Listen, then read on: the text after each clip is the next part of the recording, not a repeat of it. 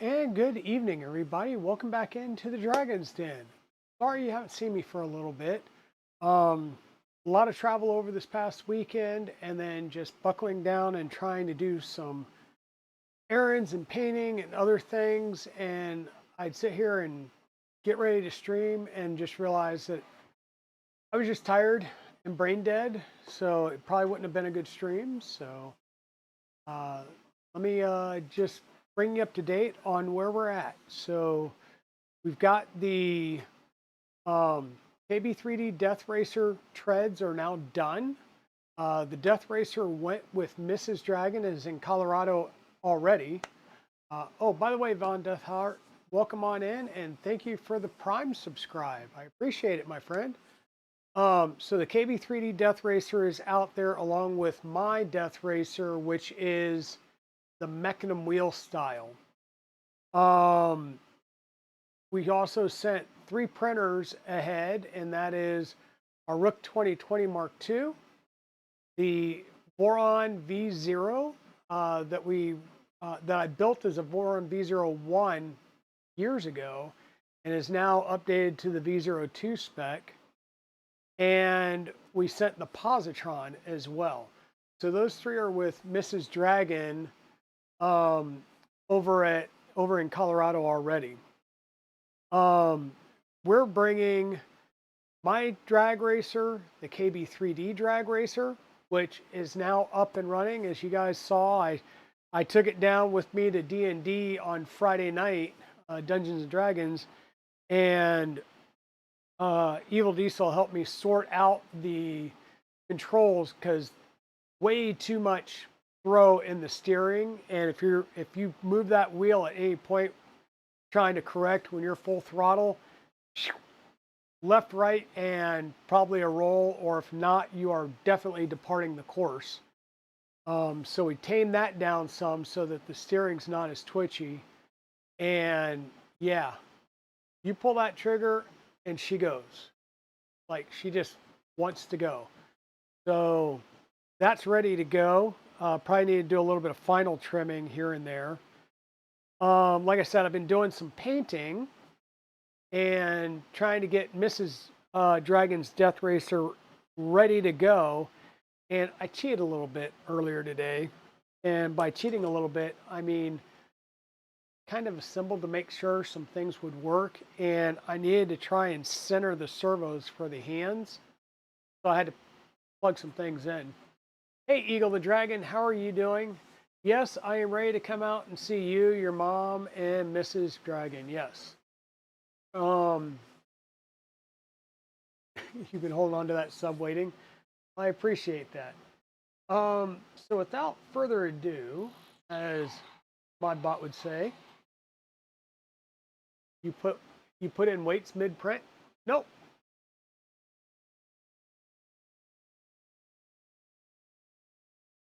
Thank you, buddy. So no additional weight, but what you're going to see here is kind of the first full reveal of what we're going to look like. So we've got our dragonfly head as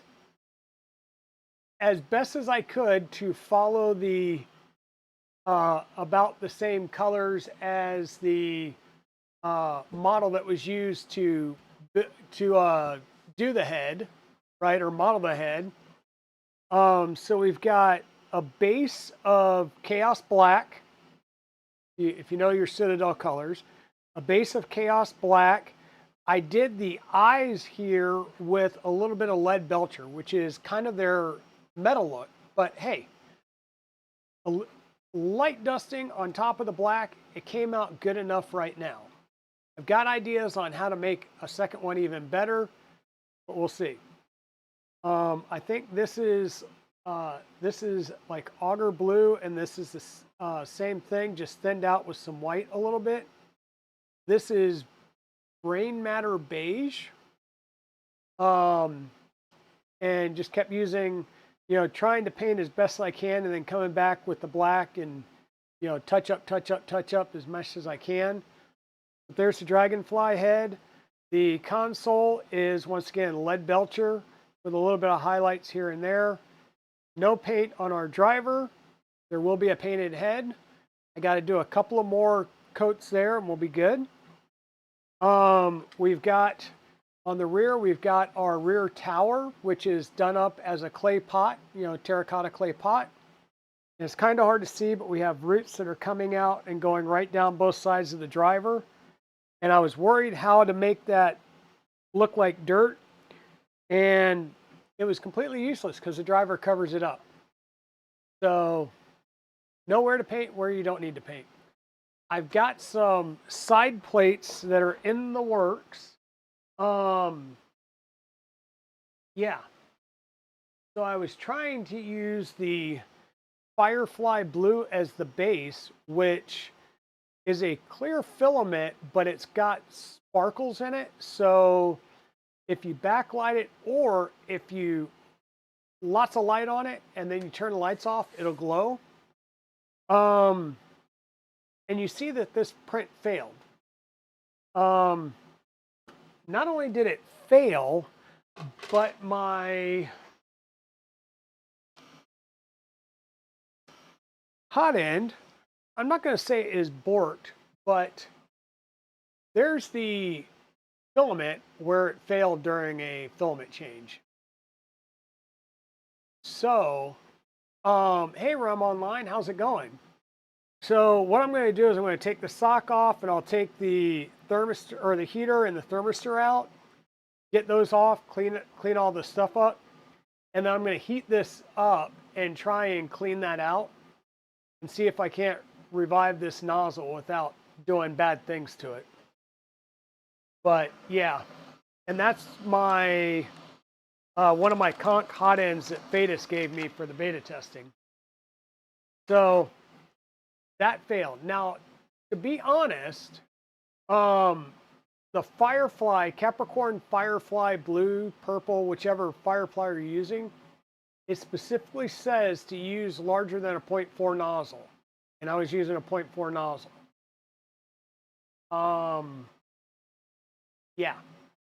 So, listen to the manufacturers. Then I did this one just doing some painting, and I decided to use white as the base. And you'll see that, well, that should have been black. That should have been black. So inside the letters, the wing should have been black. So I'm now on rendition number 3. The other thing I will say is you'll see the letters, it's just the first layer except for this one. This one did the whole S. So I swapped it out, or not swapped it out, but I switched over. This was a one single piece model that I was trying to click around and paint on. And I took the 3 pieces that Evil Diesel made for me, got it all centered, got it all worked out, and that's what's printing right now. And the black wing should be going all the way through the back. The Mrs. Dragon should be going all the way through to the back as well. So hopefully that works out, and then I'll just have to print one more. And we'll have some plates for Mrs. Dragon for the side here that'll add a little bit more color. Kind of dark right now. Right?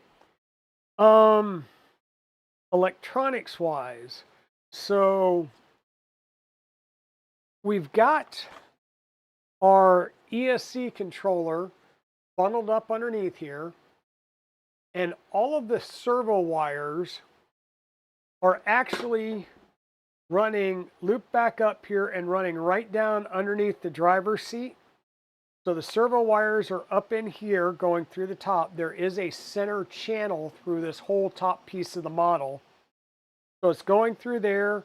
The wires for the driver are going down here. And the one extension for the XT60 is right there. We'll plug that in and we'll just tuck it up underneath when we put our bottom plate on with the battery. So we should be good to go there. Now, the reason I haven't closed everything up is I can't remember what switch the actual, so there is a switch right here. Sorry about the middle finger there. There's a switch right there, and that's the one that's on the ESC. I don't know if the switch is in the on position or the off position. And that switch needs to be left in the on position, and we're going to do on or off with the big switch up here. And this one's going to be left in the on position because it's not going to be accessible. So that's, I'll say the first thing that I need to do is take a power supply, plug it in. All right, the driver's off. We'll plug that power supply in. Okay. Now if I switch this on and I hear it, then I know that this is in the on position. If not, I'll flip it on and I'll leave it that way.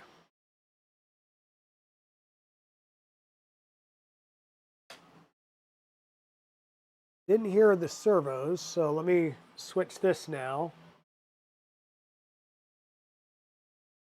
So I heard the servo and I heard the beep from the ESC.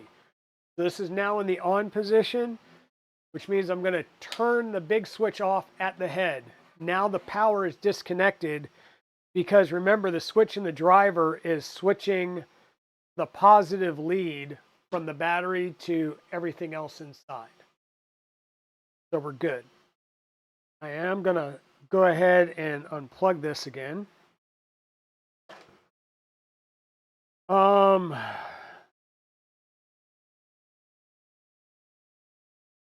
Actually, we're going to unplug that and we'll hold this up here and just take a look at gander and see where everything's at. Need to make sure that that switch is tucked down where it won't get shut off unceremoniously. Got our antennas coming down through the middle, and I think we should be good to put our bottom tray on. So this is the battery holder, and the opening for the battery holder needs to be at the back of the unit. And then this little plate opening here goes over the ESC, and that gives us room for that. So this is going to fit on there like this. And I just need to tweak a little bit and make sure that everything lines up, that I'm not squishing anything.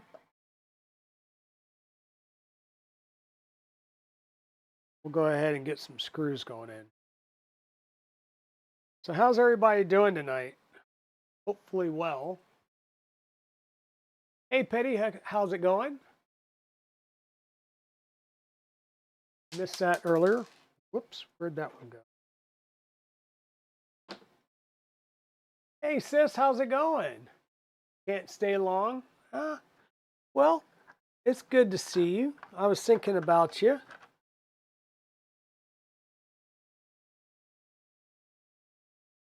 I see my little coffee memes and I think about you. Now the other thing that I may need to do still is take the front nose piece off, which will suck because that's actually screwed in at the bottom down here. And then we got the two servos that are connected. You know, we're going to try and run it without. We've got airflow through the front nozzle. We'll see. There's a fan that should be in the front nose, and I just don't have it installed yet. I was going to VHB tape it in there, and I did my trial fit, and kind of now I don't want to mess with it. Probably not the right thing to do, but what the right thing will be to do is get to the show and then make Evil Diesel fix it while I'm building a box turtle, because he plays with these at the show all day long. Normally, because he's still putting them together from the last set of changes that he's decided to do to them. Like I know he at least has to put the treads on KB3Ds. So once again, this would be a plug-in, and then this just gets stuffed into the back of the racer. And these excess wires, I do have a lot of dead space in here. So I'm going to take my excess wiring, essentially, and shove it up in the tail cone there so it's out of the way.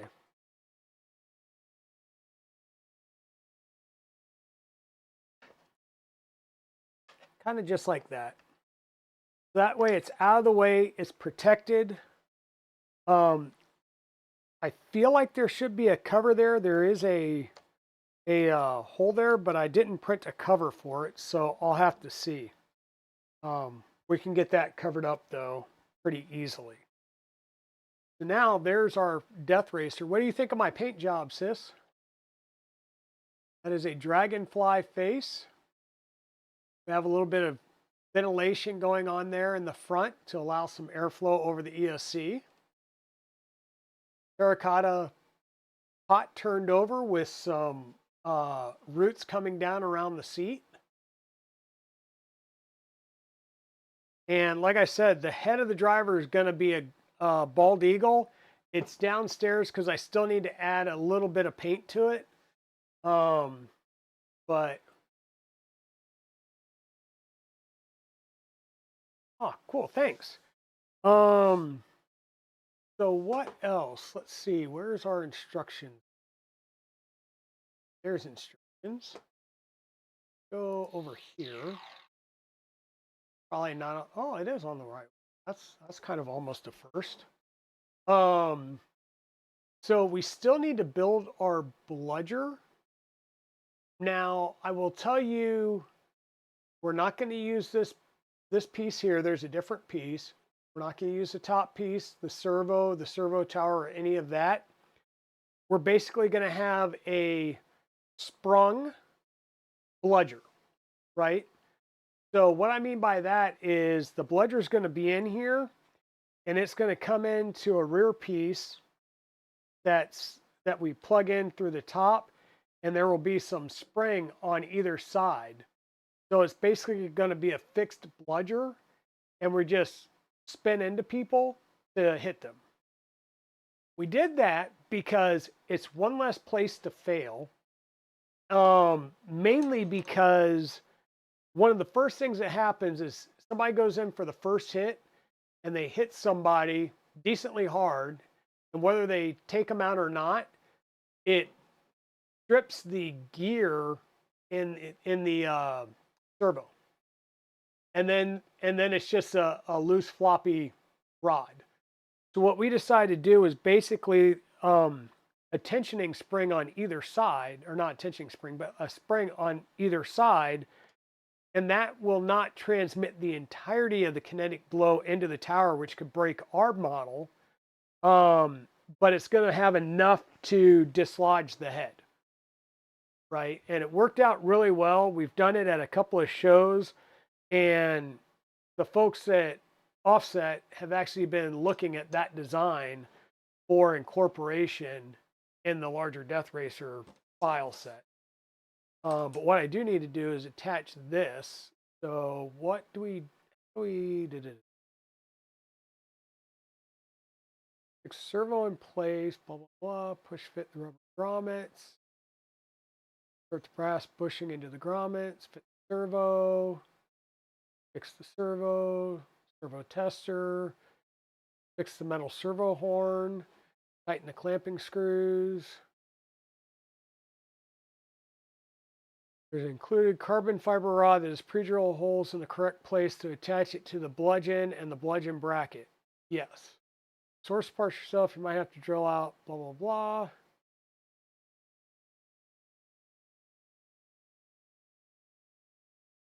M3 by 25 bolts. Now, the only downside is the kit that I have has the bolts in it. They're just not labeled. So, those are a lot longer. I think these will be.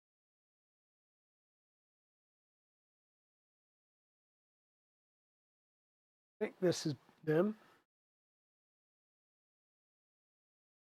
No, those are 18s. These are 18s, and these are going to be 16s or 20s.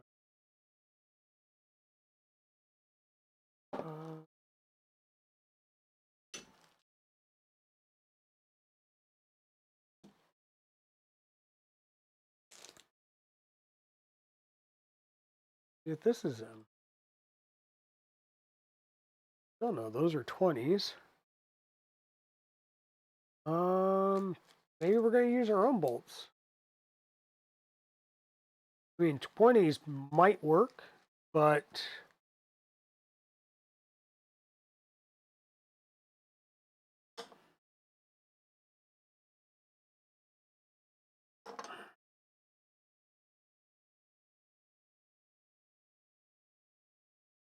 those aren't good. All right, we'll grab some M325s. These can probably be socket heads without a problem. Just means we'll have at least one more. Uh-oh. Oops. Sorry, folks. I got a filament tangle in here. What in the heck was that?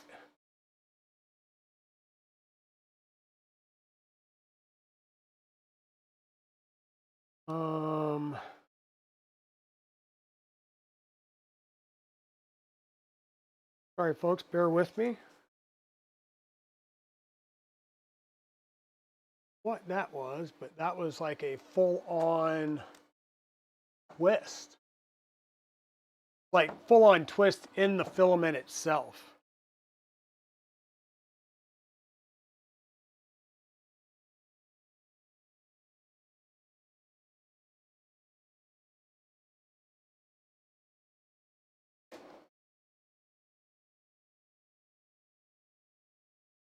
And not from a like an unwinding event. That was just the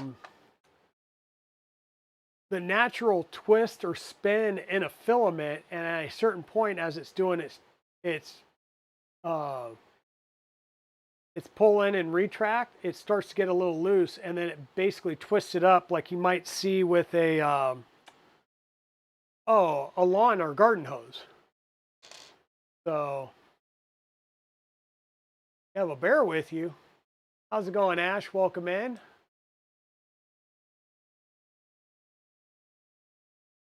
Where there be a bear?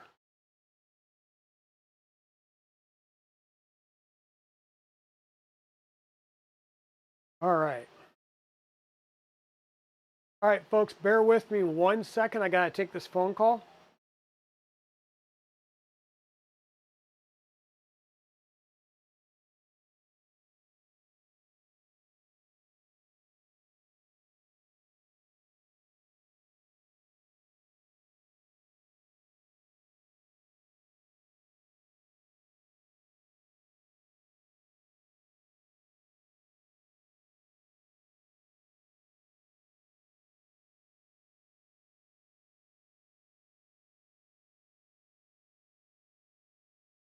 All right, sorry about that, folks.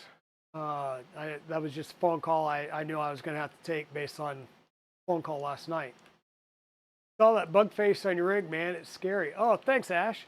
It's a dragonfly. So the head was modeled by Evil Diesel based on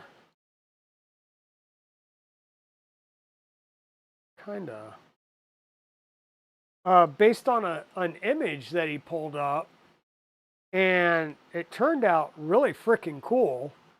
I tried to do it justice, so I'm sitting there like trying to paint and looking at a thing on a tablet, trying to paint, looking at the thing on the tablet, and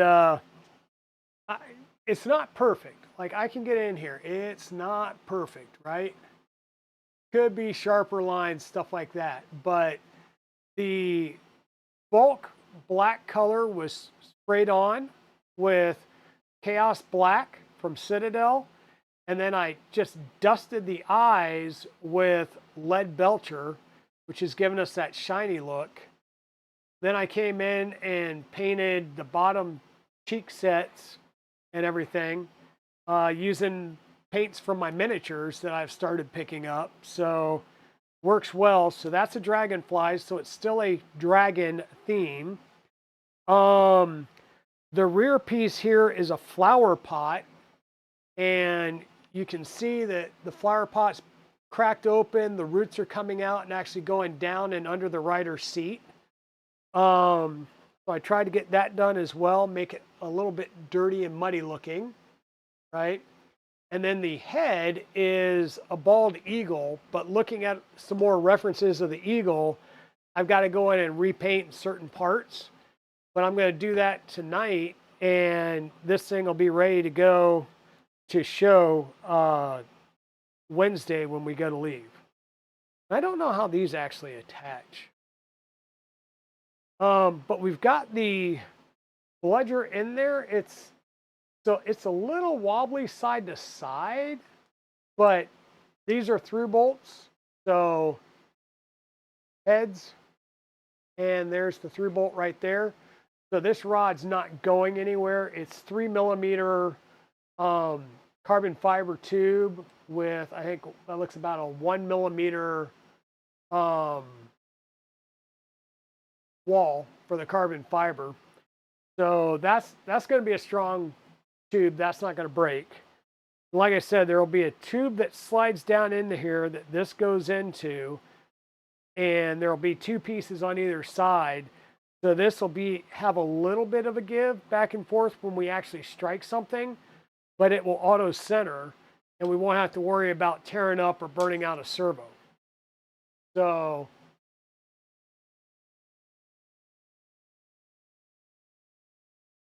yeah, and then the reason the driver's head is a bald eagle is an homage to Eagle the Dragon, which is Mrs. Dragon's brother. And he'll be at the show here as well. So see, this is the piece that I'm missing, is kind of this little back panel here. So I need to find that and print that. A rear panel vent. So I'll print those. Probably just do them straight black so that they'll blend in the back end here and cover it up well. And then, yeah, I think we're pretty close. What we're going to be doing now, yeah, because I can add these two pieces. That's no problem. I'll print those tonight. We've got our rider on there.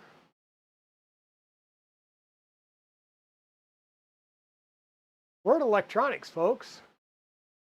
We are at electronics. So let me put the bludger to the side because Evil Diesel has that piece. So we'll do that assembly at the show. It'll go in there like that. But let me see where I can put this. Let me move this window up here. And that way we can put this guy over here, something, and I can grab the remote and we can work on the remote. So we're going to have to do some programming of the remote, but the nice thing is we don't have to bind to the receiver. This, the receiver came with the remote. They're already pre-bound from the factory. If you're using it, like if you just bought a receiver because you do a lot of RC stuff and you're going to use a remote that you already have on hand, then you'll have to bind that receiver to your remote. But this way we'll have a remote for, separate remote for Mrs. Dragon, one for mine, one for KB3D. So we all can be rocking and rolling at the same time.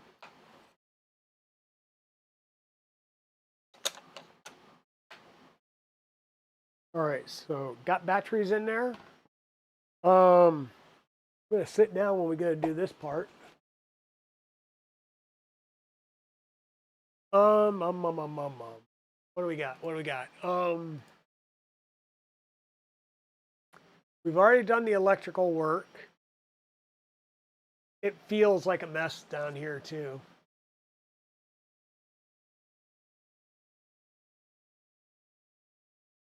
Blue, black, white, red, that. Yeah, I don't have the fan in there. We'll add the fan a little bit later. It's just power and ground. So it's not, that can be added later, and it's just going to be an always on fan. So no worries there. And we have the first one here, I believe, is the one coming from the three-way splitter. The second one is just the signal pin for the ESC. The third channel here we're not using. That would be the 25 kilo servo that would go on in the top back here to run your bludger. We're not using that because we're using a static bludger. And then we'd have a slot here for the fan, which can actually go in any of the slots. We could plug it in right underneath the the ESC wire. It just needs 5-volt and ground.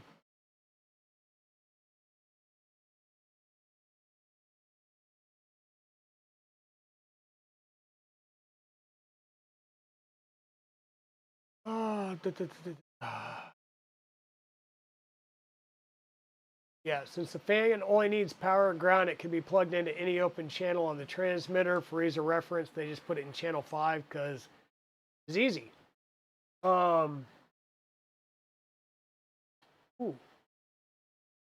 This one has to go into PPM CH1. The signal goes into CH3.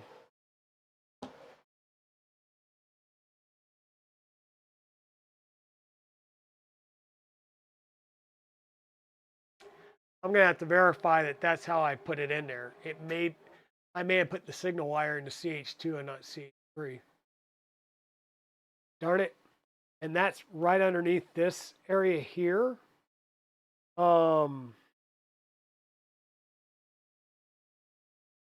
There's a possibility that I could take this whole stack apart without having to take battery part off and then take the whole front as a whole piece off.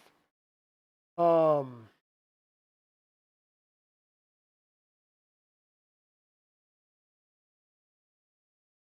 it. We should do the right thing, huh?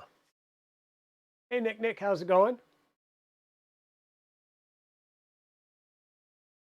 Yes, so, but that's where I was looking at is the servo is up, or the receiver is up underneath this head right here. So it's either I take this part up and out. No, I can't do that either. Because these two servos that are up here that'll do the hands are mounted to the bottom side of a plate in here. So I have to get into it from the bottom so I can take this off as a whole to get to the receiver to make sure that I put it in the right spot.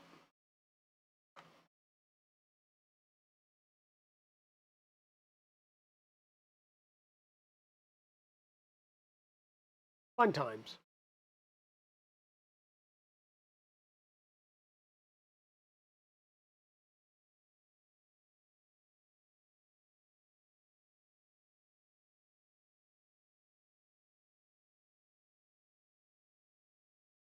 Personally, you just power it on if you, well, the problem is it'll power it on.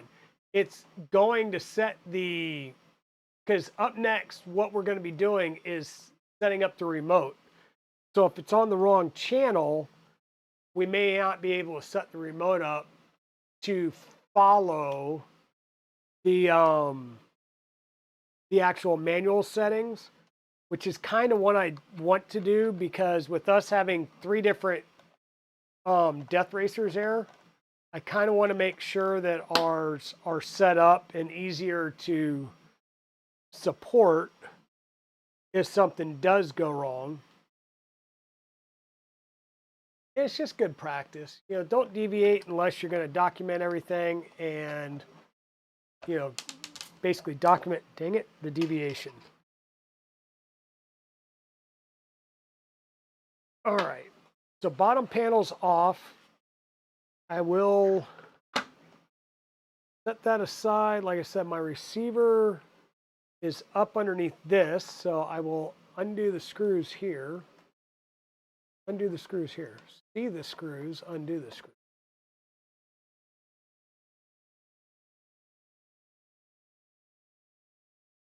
Okay, it'll allow me to fix something else as well.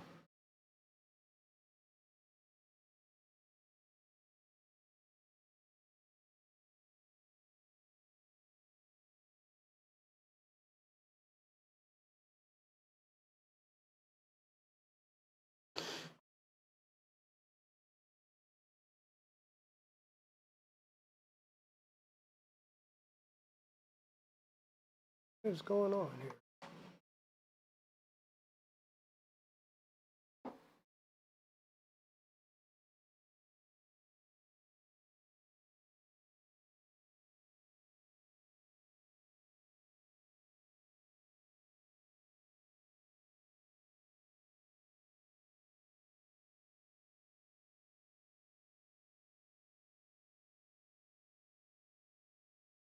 Come on, give me the screw.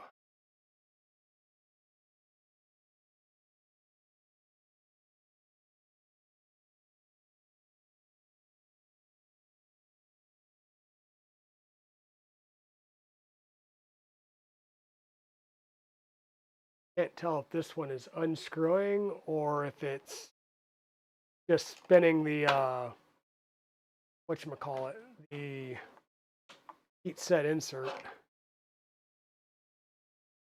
which by the way would really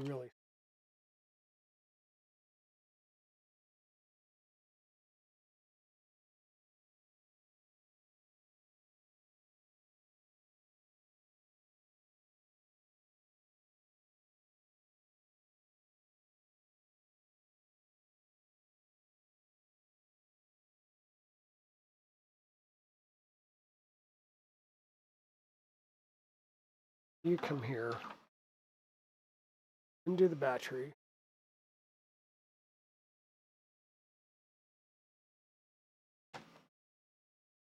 Battery goes there.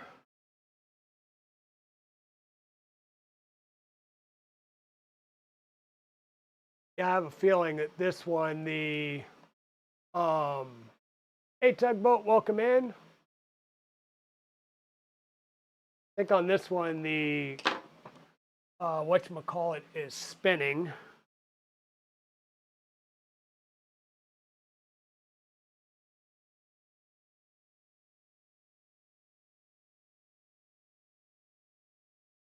The whatchamacallit being the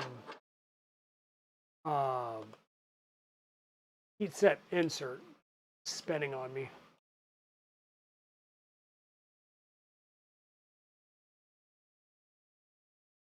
I'm not sure how I'm going to get this back off now. Oh, it came off, thank God.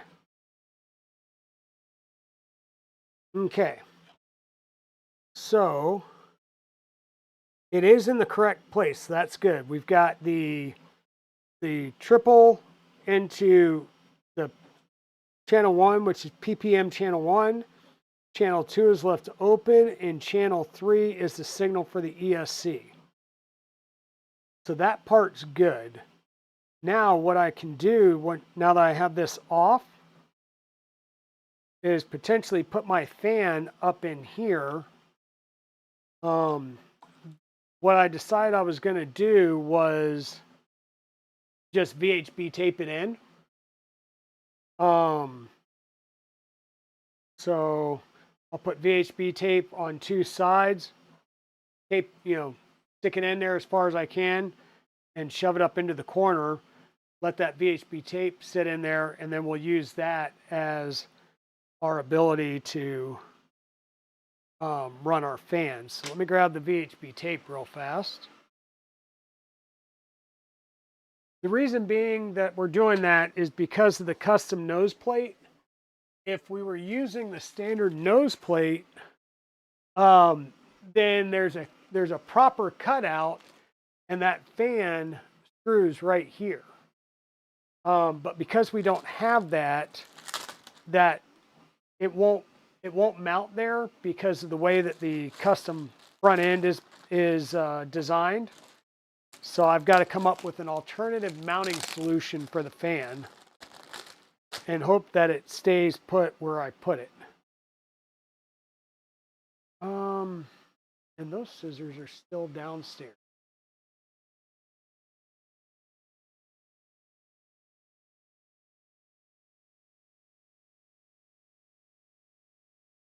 So we're just going to VHB this on the side, and we want it to be pulling air in and through the chassis. So we're going to run the tape down the left side. And, well, I guess we'll just try and do the top and what will be the left side. Just kind of bend that right around the side of the fan. Cut that off.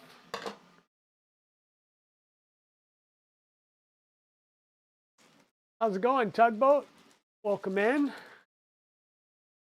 Are you guys getting ready for the show? Ready to go?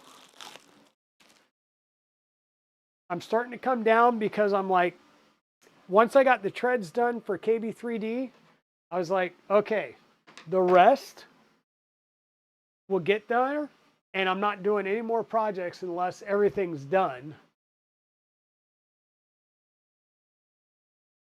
If we can get this set up and working tonight, then there's a possibility, depending on how late we go, that I'll go downstairs and get the new arrival and unbox it. If not, we'll play with that tomorrow night, just because I still owe you guys a stream tomorrow night. And it's going to be a chiller stream because it's either done and packed or it ain't going. So now, because I've got all those wires, I've got to try and reach in there. And I'm going to try and put this up in this area right here and as far forward as I can so it's away from these wires. Last thing I want to do is take a hit and all of a sudden our cooling fan is now chewing up wires and we've got a different issue. And VHB tape stuck. But there's also apparently going to be a limit to how far in there I can push this. See if we can't find that limit.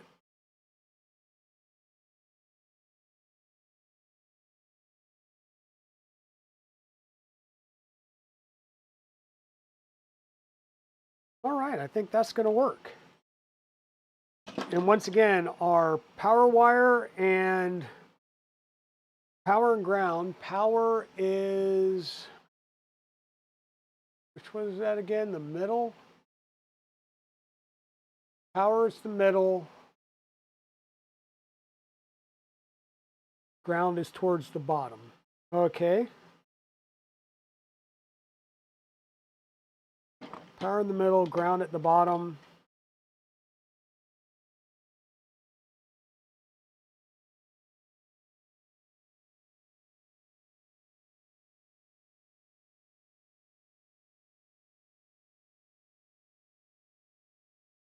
And like I said, in this setup, there really is not a, oh, it's got to go on this one or that one for the fan because it just needs power and ground. It doesn't need everything. I'm just going to kind of push those wires back in there.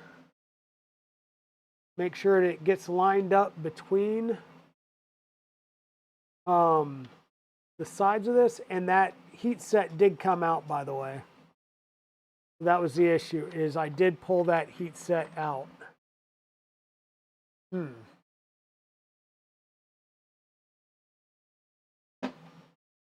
Darn it. Should have realized that before I did that. At the very least, I'm going to have to pull this out.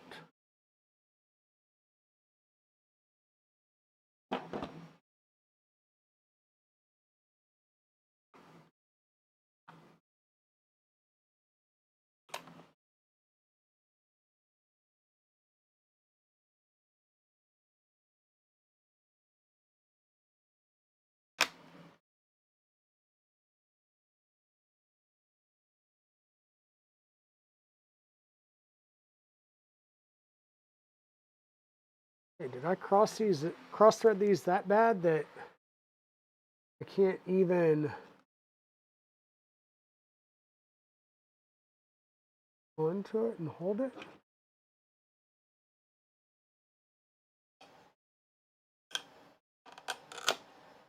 Goodness gracious.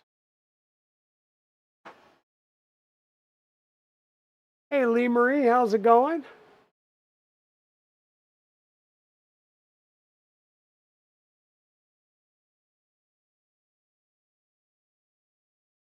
Okay, so my issue is I have apparently cross-threaded the heat set insert and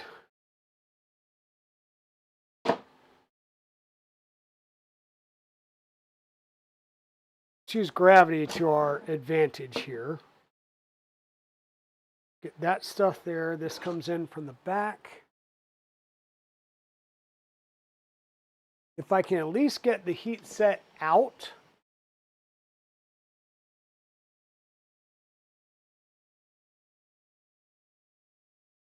then I can get I'll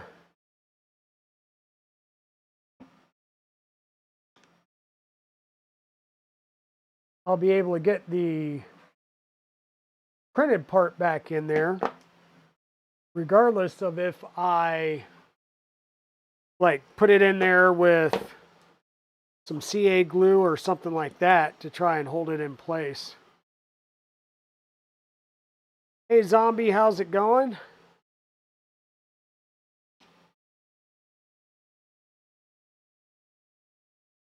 I could embed it way down in there. Just plunge it for glory.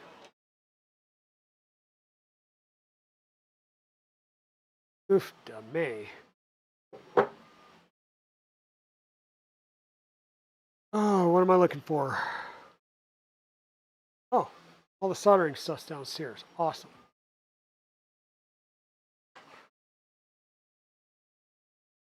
Happy birthday, Zombie. You ready to get roasted tonight?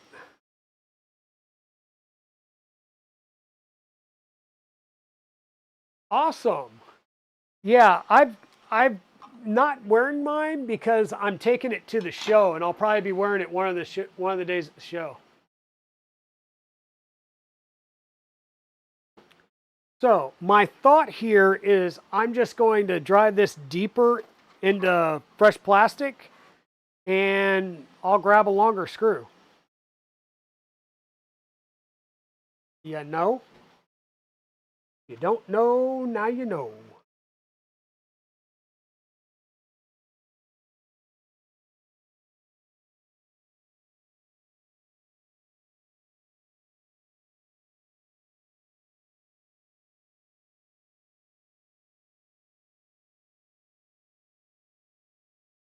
Won't be the first time, won't be the last I've had to do something like that.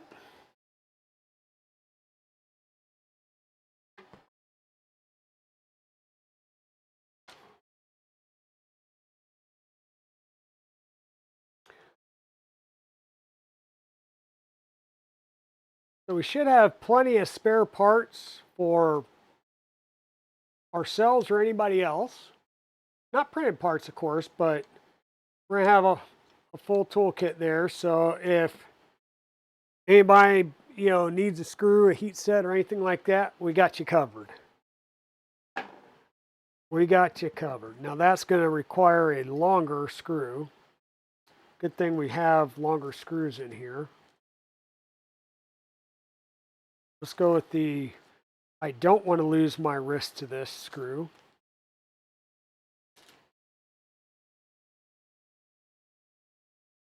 That is correct, Timor. It is not Tuesday. It is a little bit more of a relaxing day because I have come to the realization it's either done or it's not. That's it.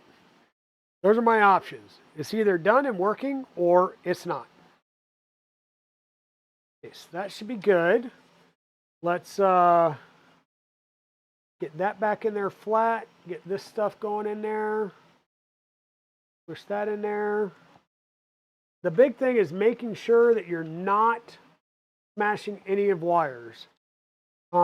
You've got a tunnel between these two parts, and as long as you're getting everything lined up,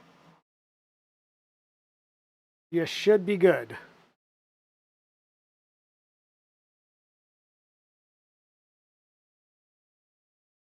And I think I know what my problem is I really needed to file down this front just a shade so that these lined up a little bit better.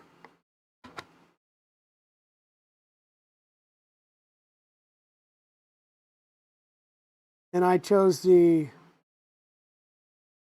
not today method of installing.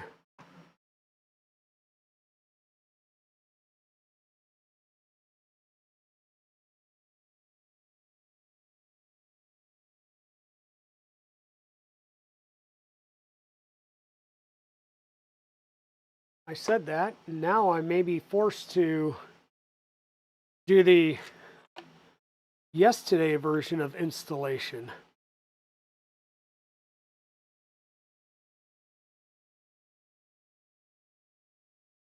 System, really?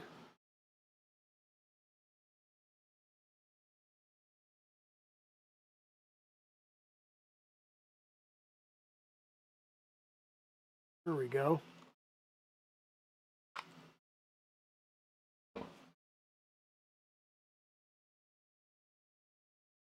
I have not unpacked the Elegoo. That's what I might do if we get this done, programmed, up and running, and ready to go. I will consider opening up the Elegoo.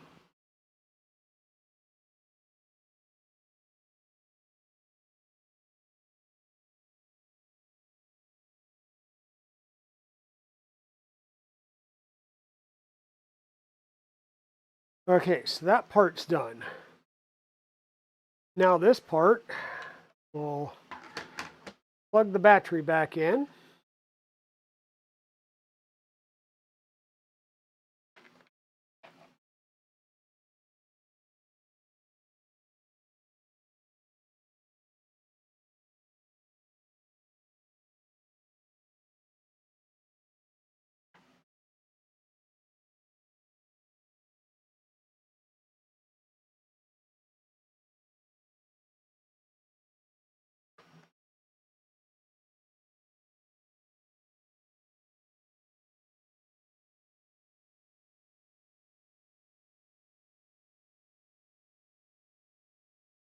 Seriously?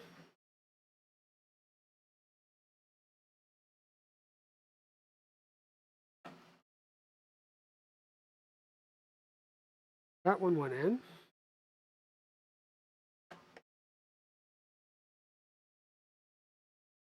That one went in.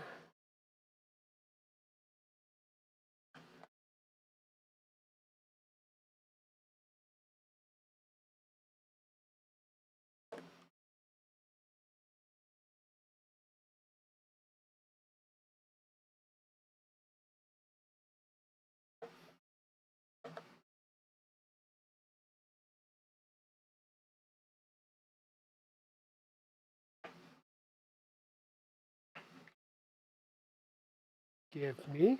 Thank you. All right, there we go. Headless rider, but heads downstairs. Got to do a little bit more light painting tonight, and that will be done. That goes there. Crisis averted. Now, look at how tidy this is. Isn't that nice? Yeah, I'm not that tidy. Up, around, yep, gotcha. Okay, we built this one, left and right steering was reversed. When I built this one, here's how that was resolved. Need to reverse a channel. Receiver on in the main screen, hold down the OK button.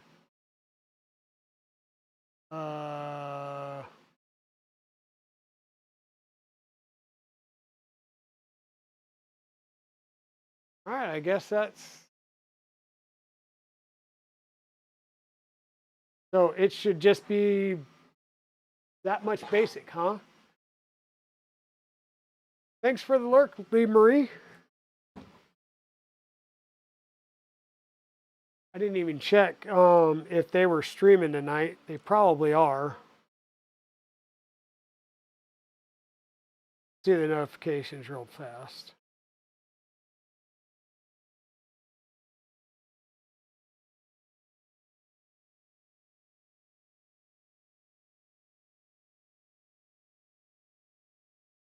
Okay.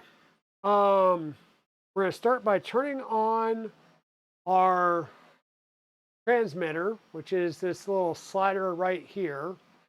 I think if I remember right, it says that the throttle has to be down, like no throttle, but warning, place all switches in their up position and lower the throttle. Everything's up position. Okay, apparently this is the throttle, not this one. So that's good to know. We need to reverse a channel. Okay, so hold down the OK button, is the top right here. All up, then all down.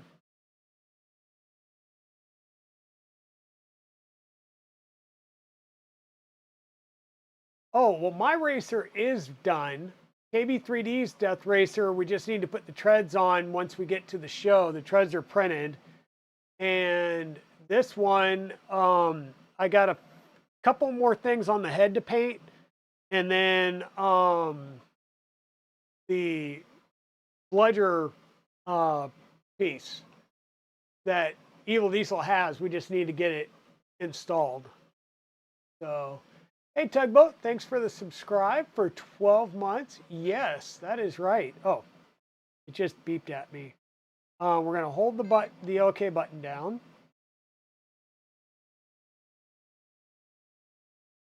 I don't know for how long. Hold down the OK button on the right-hand side of the controller until a menu is displayed. It's not displayed. So, just going to power cycle this real fast because it was yelling at me. There we go. So we got system and setup.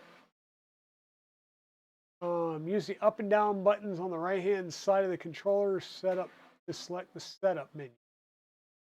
Up and down buttons. Oh, up and down on the left side of the controller. So there's the setup menu. I'm assuming OK.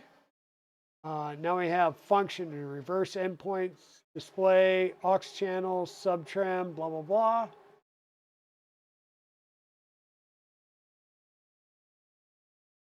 OK, enter that menu. Use the up down on the left-hand side of the controller, select. Once in setup,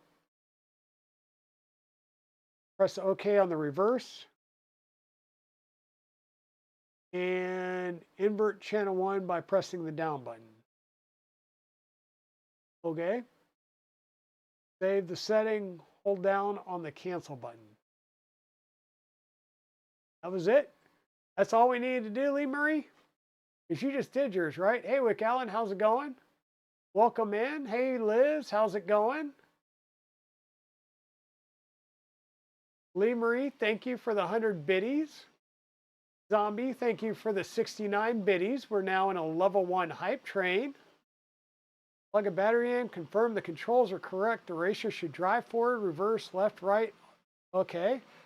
All on the right stick.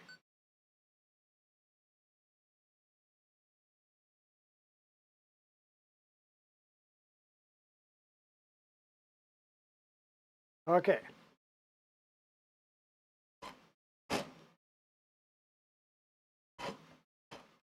We're moving. We just broke something, but that's okay.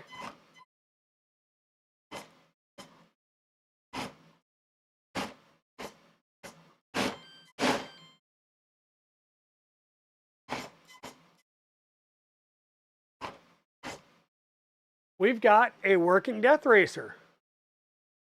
And I'm going to shut that off because it's complaining about voltage on the death racer. That battery is brand new, out of the package, hasn't been charged because I don't have the chargers. I think, oh, maybe I do. Maybe they're downstairs. I'll have to get these charged up. Evil Diesel pops in. If not, I'll ask them. But as you can see, we have a functioning death racer. Now, I need to grab the stuff that I knocked off. Make sure that I can find all of it.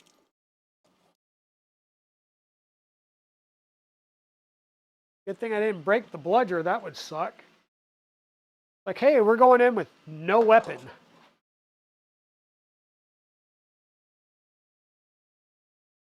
Yes, happy birthday to the zombie of the hedgehogs.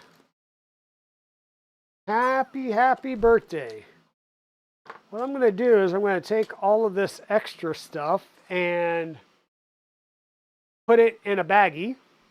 I probably have a bunch of those somewhere around here. And we'll hold on to that for future uses in case we decide to rearrange this. And by hold on to all the stuff, I mean I'm going to hold on to all the screws, all of the, the 25 kilo servo. That could actually be useful in other projects.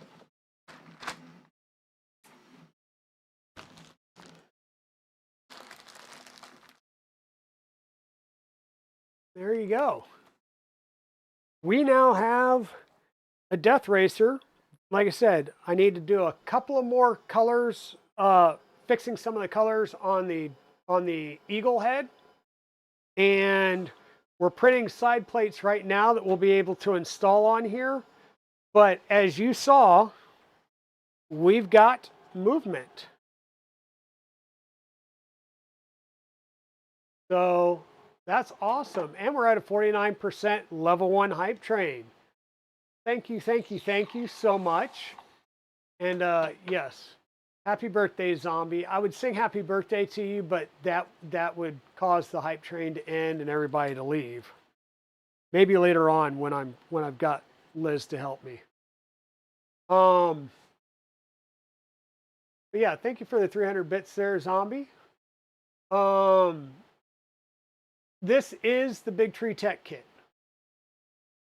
So this is the Big Tree Tech Kit that has been the printed parts have been modified.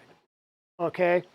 So because we've modified some parts, this whole front shroud is one piece. We didn't need to glue anything to it. It's all one piece. The seat is all one piece. There's at least 3 pieces to the center seat section. And there's a couple of pieces up in here. So that's why I had so many extra screws, is because we didn't have the need to use a lot of them. Right?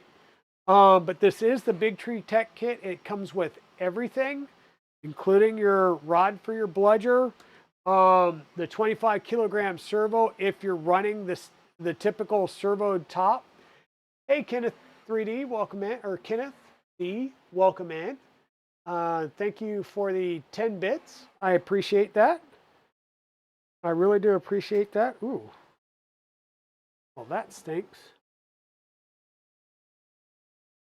I've got a pin sticking out right there. That's not good. Especially since my only way to whack it is to whack it in place. And I push it down without damaging anything.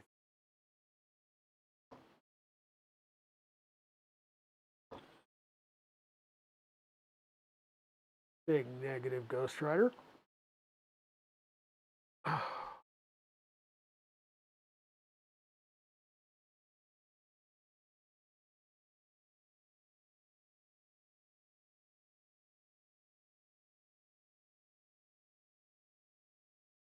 Well, it's at least down enough that it won't catch on the side plate.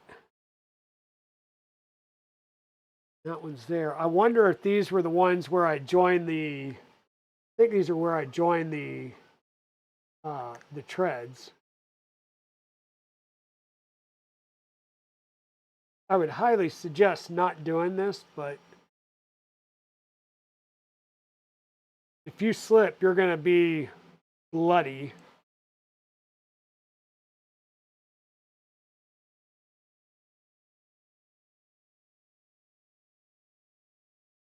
Or damaging your nicely painted model.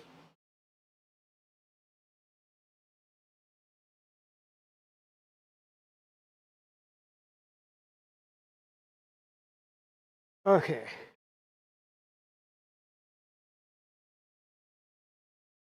There we go. Now, as I mentioned before, I was trying, and Liz, you're going to love this. I was trying to do my first thought, which was Capricorn Firefly Blue. And this started warping up, so that's why this one stopped. This one was going well, and you'll see we started doing some color swaps, and then we had an issue. That hot end is now out of the printer, and I did a hot end swap. The conch came out because it's completely clogged up to where the filament was cut. And I now have the standard original nozzle back in Dragoon 2. And I decided not to run this because I wasn't sure if it was the Firefly or not that caused the clog, because Capricorn does say on their website, do not print Firefly at 0.4. You have to use a 0.5 or higher because it could clog nozzles. Well, guess what mine did? So we printed this one. This was a solid panel, like all one piece that I tried to paint, and did not pay attention that it did not pick up the black between the letters. Sorry, for the wing pattern. And you'll notice that this S looks different. That's because all of the others, it just painted the top layer of the letter, except the S did the whole thing. So I pulled in all three parts. I had to get them lined up and then flip them over like this, because for whatever reason, this isn't full height. So I had to get it so that it's raised up. So the only thing I could do was go this way to make them all flat on the bottom. And then the wing's going to be black. The top band here is going to be black. And then this is going to be the Mrs. Dragon. And it's in Cookie Cad. Which one? Cookie Cad Pink Ombre Elixir. So I wanted to have it so that we could backlight it. I'm not giving up on that, but I'm just going to have to keep playing with it. And I might have to go up to at least a 0.5 nozzle to make that happen, which means either I go to a 0.6 and run it on the bamboo, or I use a different printer that I can run multicolor on. But those are going to be the side panels because my other option did not work out. You're covering your eyes already? Yeah. So once again, this is modeled by Evil Diesel. This is a dragonfly head taken directly from a, just a close-up picture, and hand painted by me. We've got the console. This is in a lead belcher. We've got our driver, brown because it's supposed to have a bald eagle head, and I didn't have like a darker chocolate brown. Once again, the whole rear piece and the seat is one piece. So there's two screws from here and then two up from the bottom, and it holds the whole assembly as one piece. Once again, hand painted, printed in gray, and hand painted. So that's Mrs. Dragon's Death Racer right there. So I'm going to ask you all. It is 7:11 p.m. Death Racer is working. I know I've got brand new batteries in this because I put brand new batteries in it. The battery for the battery pack here really needs to be charged up. So I believe Evil Diesel said the charger is downstairs in his toolbox. So after stream, I'll grab that and get these charged up overnight. The bludger will get installed later. It's a dead blow bludger anyhow. We're not running that that servo. So at this point, she's done. So with that being said, we're done. Should we go grab the Centauri Carbon?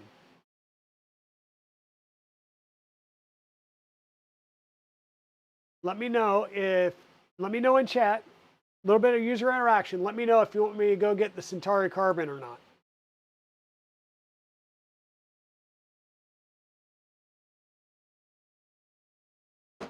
Why are you still upstairs? Thanks, zombie. All right, let me think. Yeah, I'm gonna go ahead. I'm gonna take this downstairs and set it down with the stuff that we have to pack for Wednesday. And I will grab the Centauri Carbon and come back up. I'll be right back. And we'll mute you while I do that.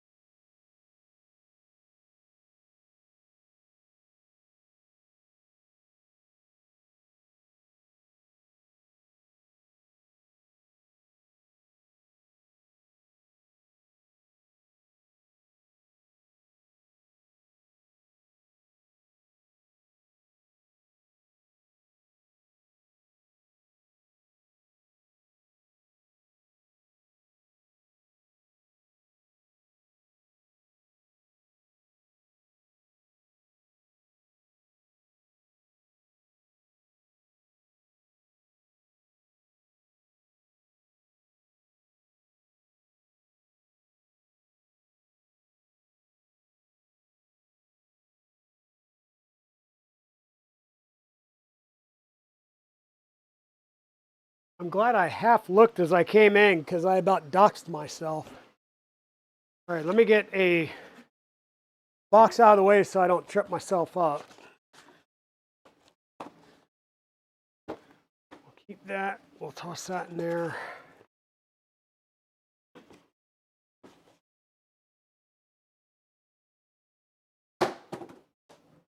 That'll go there. All right, one less thing in the way. Okay, so we've got, and I think I am pulled all the way out, right? Yep. We've got a Elegoo Centauri Carbon.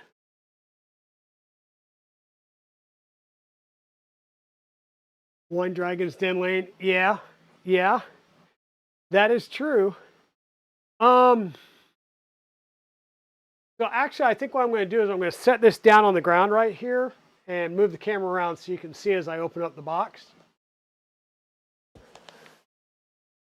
You got to get ready. Waffle mix time. There you go, zombie. Go get your waffles ready. So here we go. There's our box. We're going to go ahead and open this up.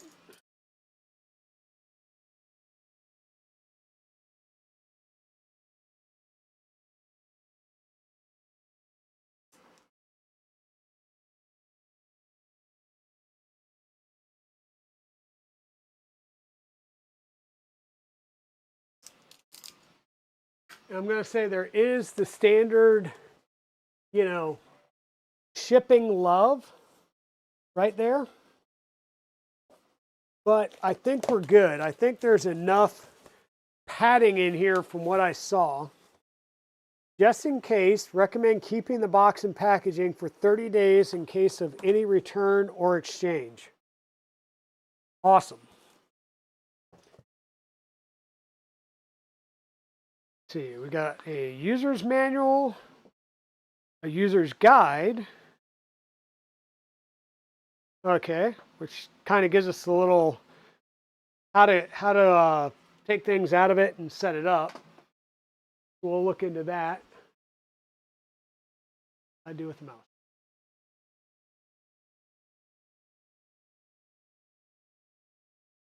Well, how else am I supposed to pick the carbon from you? Oh, Jedi Spidey. Actually, I had a chance Saturday. It was sitting out here. It got delivered at like 4:30. I didn't get home till like 7:30, and it was still sitting on my front porch, so that's good.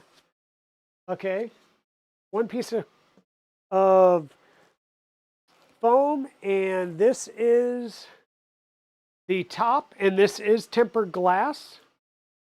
For right now, I am actually going to leave that in there and see if I can't get the top tray out.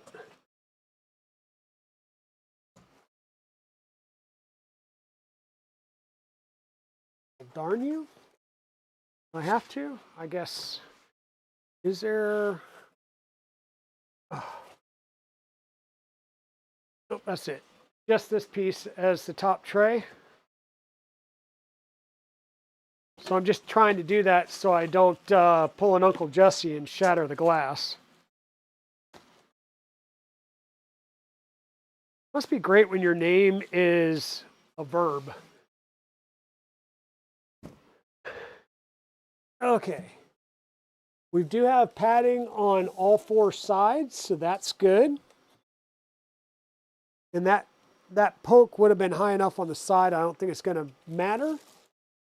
So it's the grab the bag, hope the tape holds, and lift with all gusto. Break the seal. Come on. Seriously?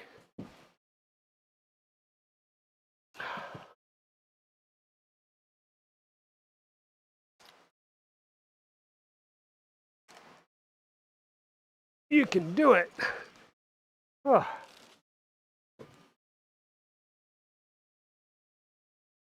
There we go. Still have the cardboard at the bottom. So good news is yeah, well padded. Now let's see if we can get this out of this bottom foam.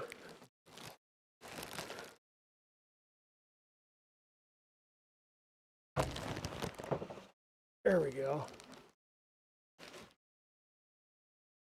Now it did tell me to keep my foam. Oh, there we go. So there's holes for the feet that sits all the way down in the foam. That would be why the foam wasn't releasing. And they have these channels down here which should have allowed some air to get down into the side pockets. But it really wasn't.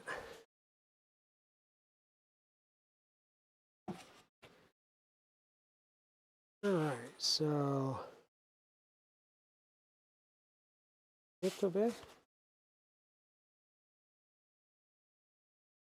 Oops.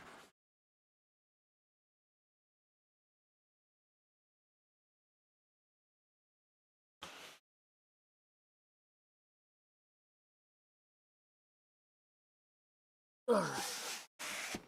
Sure. Like that. That'll go up there after we get the bag out. So let's get the bag out.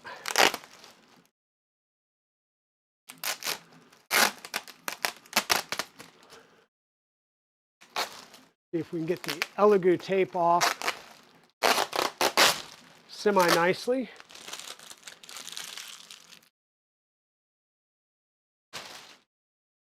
Really need to, there we go.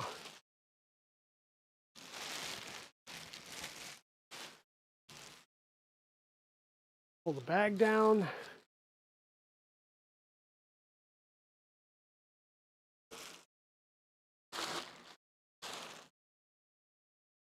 one side, then the other.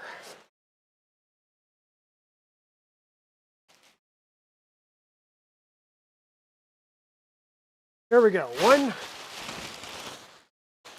bag off. Now, where's our little instruction set? It says, take the glass off, take the foam out of the top. We do have a couple of foam bricks in here to keep things from moving around. Ooh. One's got the accessory box in it.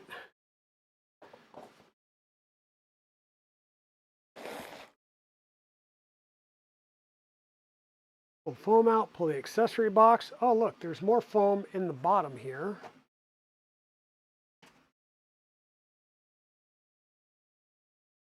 And then build plate. Okay. That appears to be all the foamage from the inside.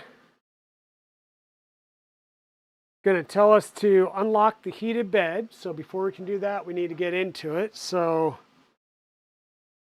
find the edge of our strapping tape.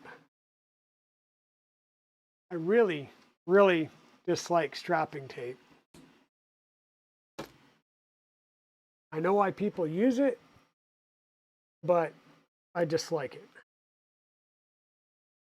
Normally because one, it sticks way too well and it strings out like it's supposed to, and it'll leave a residue.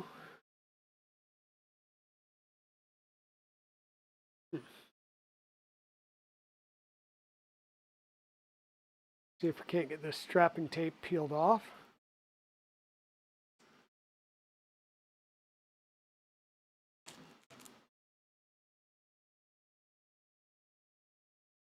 Yeah, I was thinking like, hey, maybe I could just leave this boxed up and bring it to the event and unbox it at the show. And Mrs. Dragon was like, not a chance. All right. Who's ready? Everybody ready?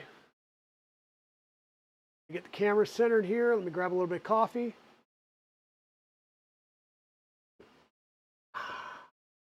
Yeah, especially if the tape is left to age. So here we go. I'm gonna put my finger right there on to hold the door. And here's the peel.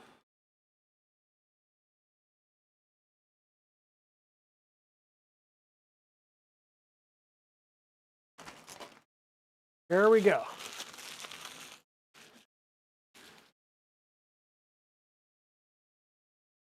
Now it says to open up and unlock the bed. I don't know how I'm going to do that because it shows an Allen key. Oh wait, let me look at the accessory box. What do we have in the accessory box here? We've got power cable, kind of standard issue fare. Need to put power in it to make it work, right? We've got a bag of various bits, parts, and bobbins. Those include the worst decision ever, because this is just going to go straight in the garbage. I'm not even going to open it up and use it. And I mean that literally. We've got a few Allen keys, a Phillips, and a flathead screwdriver. Some scraper blades and a couple of screws. And these do look to be actual razor blades. The requisite acupuncture needle to try and get rid of any nozzle clogs. Grease for 3D printers. I'm assuming that's for our lead screws. Some build platform glue stick.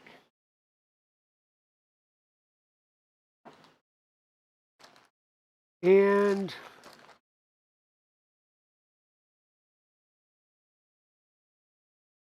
okay. This is a spare scrubber. So this is the little scrubber that they use. Little rubber brush and then kind of the park position to keep from oozing. And your USB drive by NetAC. So I'll put that to the side. We'll have a baggie here that we will add to the collection of baggies.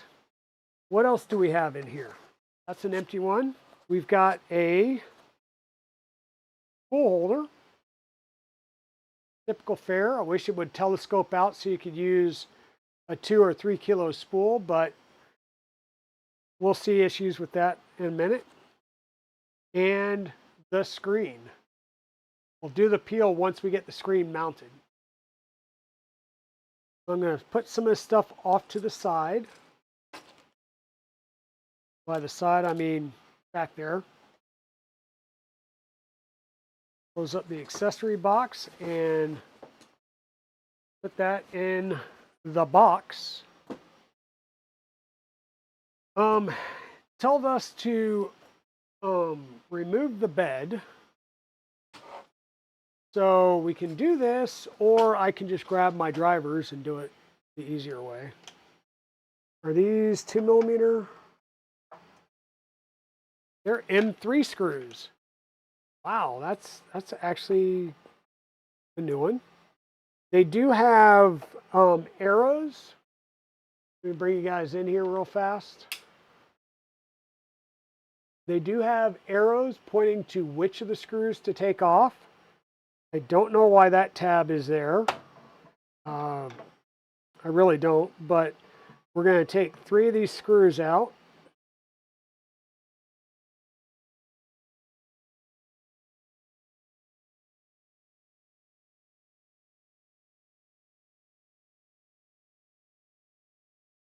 Pretty decent. It's probably like a 12mm screw.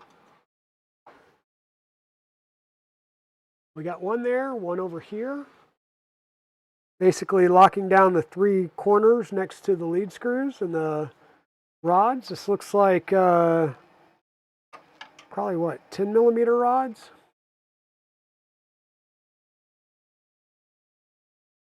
And one in the back.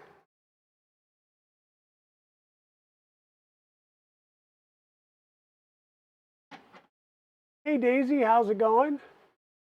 Welcome in. Hey Thunder Keys and DJ Midnight Owl or Midnight All. How's it going? Yeah, Mike's not disconnected, I don't think.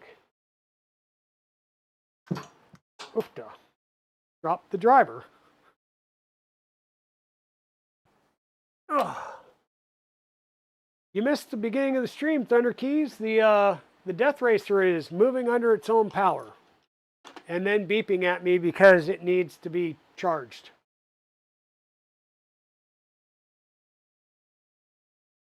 So as a bonus, we decided to open up the Elegoo Centauri Carbon that just showed up. Ooh, and I just realized we got another peel on the inside. You guys ready for this?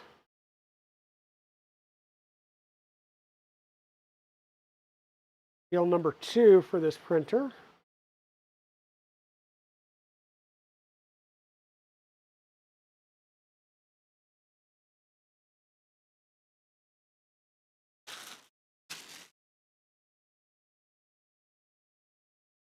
Awesome.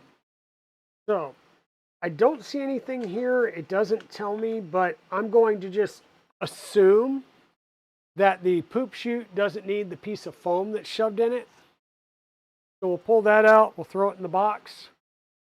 It also doesn't mention anything about the tool head, but our tool head's kind of secured over here with a zip tie. So we'll have to cut that zip tie.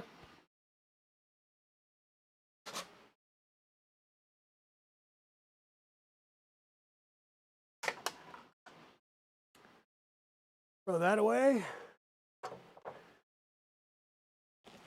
The tool head itself has the standard wrap me in cardboard that teams seem to be doing since Bamboo did it. Okay. And there we go. Now, there's one thing that I've seen some people make comments on, and I know of at least one person that's made a riser for this that accounts for this, but you see that's a pretty sharp, tight bend there, and it goes through the cable chain.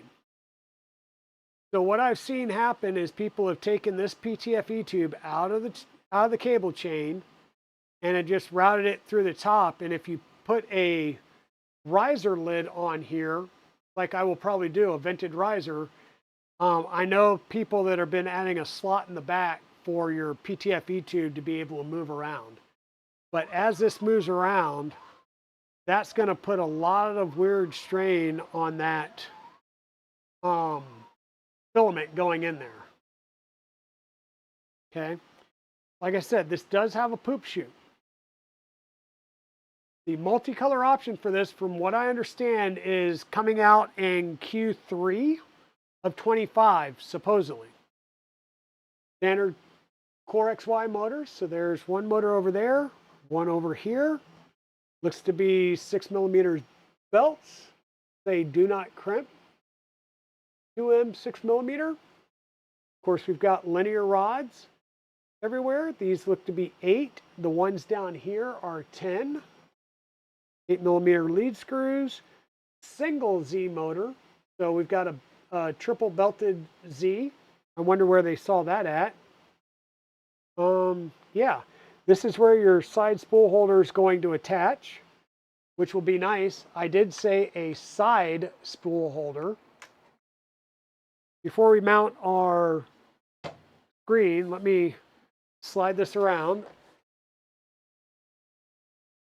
So we have our filament runout sensor and the first of many openings in the chassis for airflow. And this is where your spool holder is going to fit in. So it's a side spool holder versus a rear or top mounted one. There we go.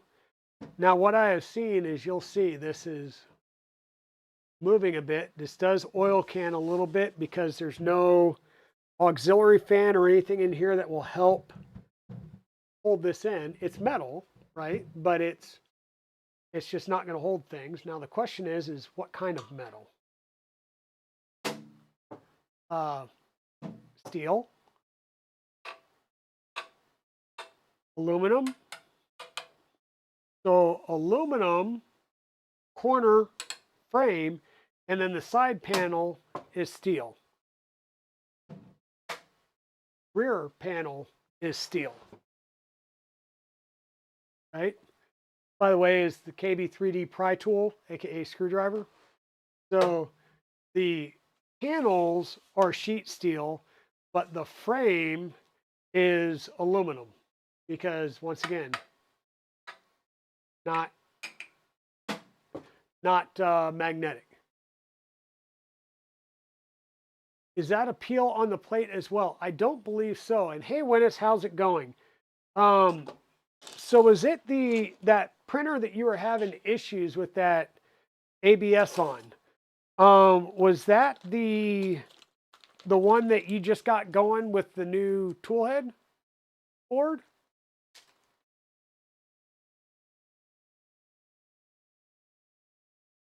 Oh, you were in earlier. I just didn't see you. I'm sorry. I have a tendency to do that when I'm looking at things.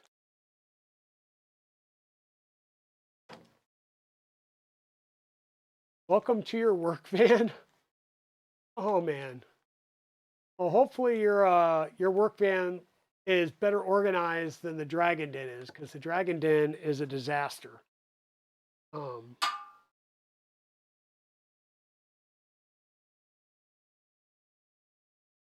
Plowing things off the table like a cat. That is true. I did turn it and knock a bunch of stuff off the table. So here once again is our poop chute. One of the files I believe that's on the USB drive will be a Centauri Carbon poop catcher. So it'll be a little rectangular cup basically that you can loosen these two screws. It'll click over and you just tighten them back up. Power inlet power. We got some information there, but right now we've got a loosened tool head. We've got things sort of prepped and ready. We'll put the top on in a little bit. We've got this conglomeration down here. This is going to be where our display goes. And this is one thing, we'll see how they did this, but if this is sticky tape, strapping tape right over that ribbon cable, see how that just let go? If you were pulling hard and that just let go, you would yank on this cable and potentially rip that cable off. I don't like that. They need to use something other than strapping tape, at least for this. I mean, they do have the end of the cable covered with a plastic piece, so you're not going to get the sticky on it. But it's very easy to yank this and yank it out, taking that tape off. Screen. So the screen, we've got the clips here and one at the bottom. That'll be interesting. We're just going to plug it directly in the back there. Does it tell me a specific orientation? No, other than hold it like this, bring the cable directly in like so. So that tells me at least kind of what orientation they want me to do this in.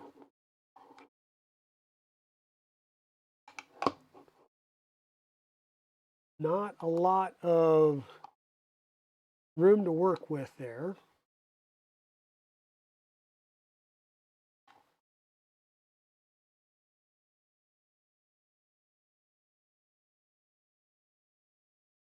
All right.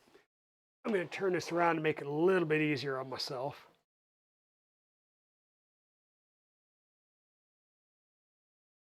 Yeah, they make it look so easy on there. Boop, boom, done.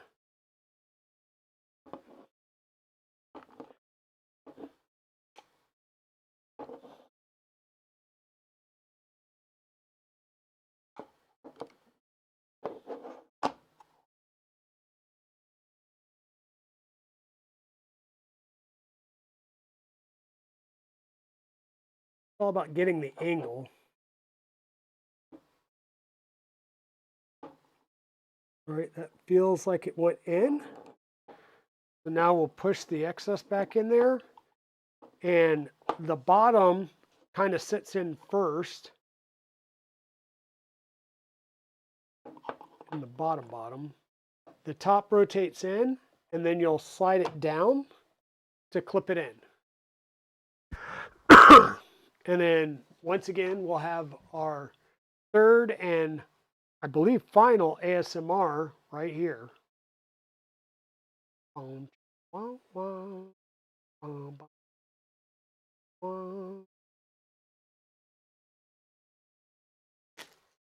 Connect to the internet and update firmware before use.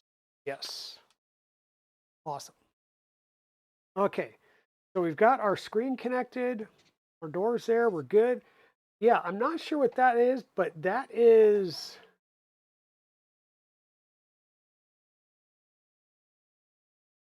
PLA specific tape on a, or PLA specific plate on a fine textured plate isn't ideal due to enhanced adhesion.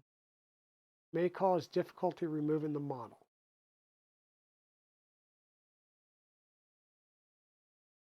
So that's a little warning label right there. So I think this does come off. I'll have to take this label off. Get the edge started. There we go.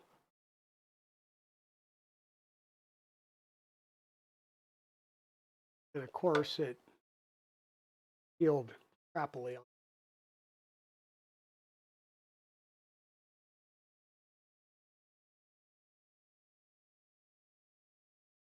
So this is the PLA specific plate adhesion, 5 stars. So this should be like super duper good for side B. And it says optimized for PLA printing, 256 cube volume, heat bed temp 30C. On the other side, it says Elegoo textured PEI plate adhesion 3 stars. And this is side A for PLA, TPU, ABS, PETG, carbon fiber. Which again, 256 cubed, and warning that it's a hot surface. So there you go. Side 1 with a little bit heavier texture to it. Other side is, I'll say, more like a satin plate. More like satin plate or the engineering plates or the cold plates now. So we'll go ahead and put this back in here. And it's a little bit hard to see because, well, there's no lights going on. But there are little raised plastic notches in both corners, and those are your alignment spots. So there is corner raised plastic pieces from the bed support that will allow you to slide your plate in and get it in the right spot. And I think without further ado, we are ready to plug a cable in. And I'm going to grab the one that I have sitting here already.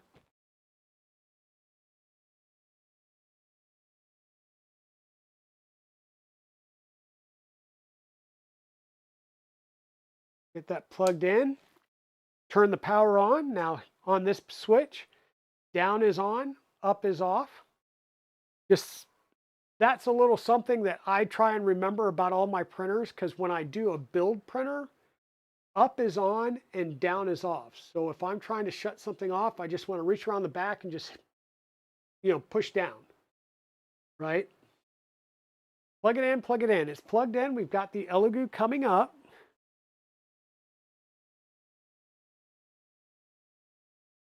Yeah, so it really wasn't a peel. It was more of a, I'll say, a warning or a notice label. Yeah, and I'll say there's a pretty decent gap all the way along here. And decently around the other sides, and there is a little bit of foam tape, at least on the top. Yeah, there's foam tape around these 3 sides here, and then this side, like I said, there's a gap to allow the door to swing open. Okay, we're up and running. We've got English. Let me pull you all in here a little bit. So we get to pick a language. Symbols, English, Espanol, Francais, Italian. I'm going to go with Russian maybe, Deutsch, and then, yeah, other simple stuff. We're going to select English. That helps. Confirm.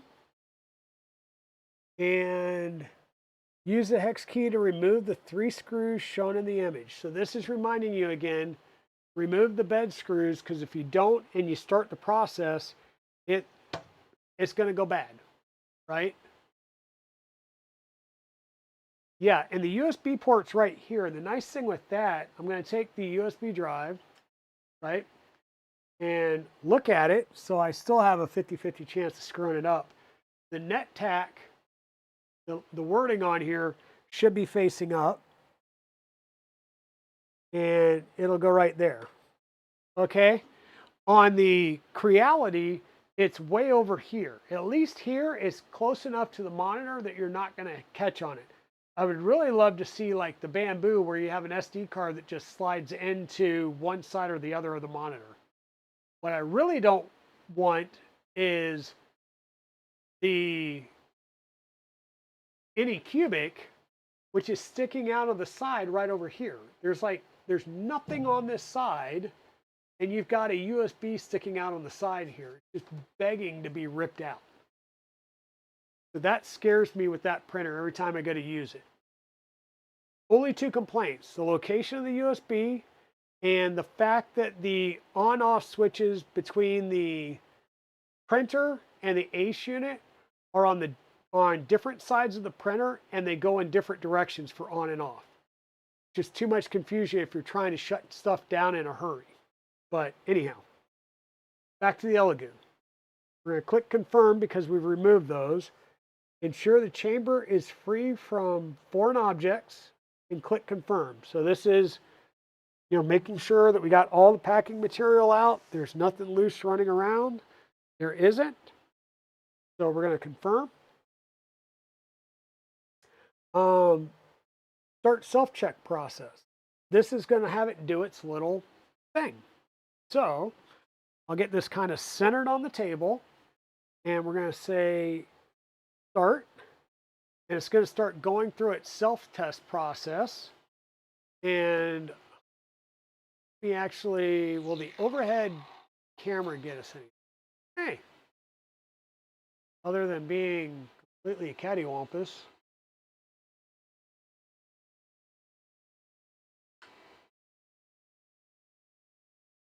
Little bit better.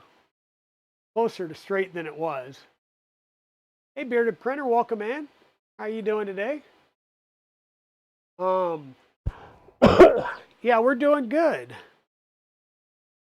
Interestingly enough, I have to check. Beverly, it may have commented about wanting me to bring this by the shop. At this point, I would almost come back from Rocky Mountain, unload, and then basically pack for a show to take stuff to Ecovate. But I'm going to take the Prusa Mini down there to be a floor model display for them until they get theirs in from Prusa. And yeah, there's going to be several of my printers that make appearances down at Ecovate as they're going to be rotating around. Already, Kyber Dragon, the 2.4 with a box turtle, is down there. Apparently, the box turtle's not playing nice, which doesn't surprise me because I need to update all the software on it. So I'll have to work on that the next time I get a chance to go down there.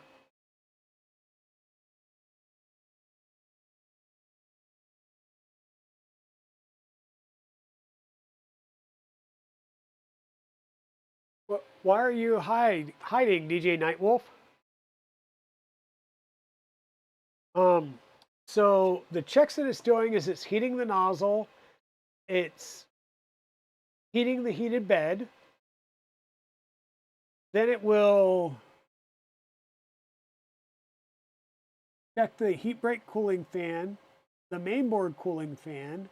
It'll do input shaping and then automatic leveling. So when you see the bed start coming up, you'll know that we're getting closer to the end of things.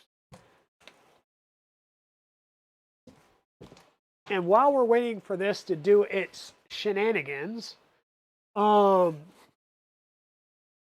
talk about some of the other shenanigans. So we've got Rocky Mountain coming up. We're going to be leaving Wednesday. It'll be me, Evil Diesel, and Waters from Ecovate. We're going to take off Wednesday, go for a leisurely drive out there. We'll be there by Friday. And then after the show's over, we may speed run back because they're beta testing a new tabletop game at the gaming store on Tuesday. So Evil Diesel may want me to speed drive back, meaning we'll drive straight through 27.5 hours to get home. And then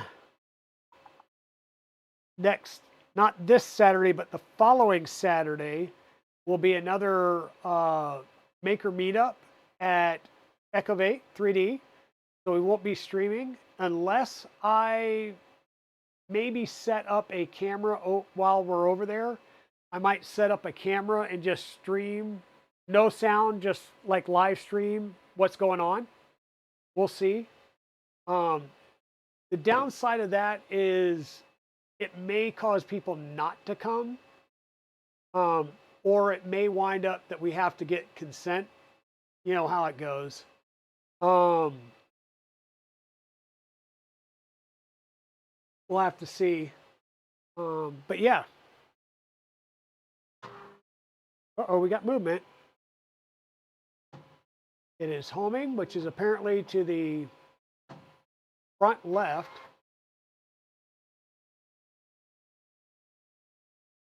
And it's input shaping, so I'm going to stop leaning on the table. And then, you know, we only have a couple of weeks from RMRRF to MRF. So we'll come back the first weekend, we're down at Echovate, and then it's basically 2 more weeks, and then we're on the road up to Goshen. So I'm not sure what we'll be working on. I may have every multicolor capable printer trying to print coins, or excuse me, maker chips, because I haven't printed any. I've got the old ones from last year, and once those are done, they're done. If you're going to the show, let me know. Come by, say hi, introduce yourself, and you will get one of the new Digital Dragon 3D stickers. Those stickers are not available on the store because I created them on a different platform. They may make it over to the store in the near future, but for now they're, we'll say, limited edition. You have to come see me at a show.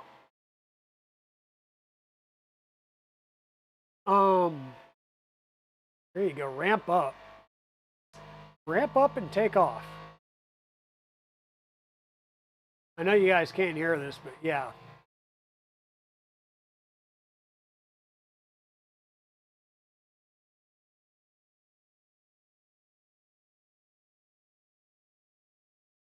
I love how it does that with just micro movement. Hey, Dave of Things, how are you doing? Welcome on in. Now it's doing the Y, front to back.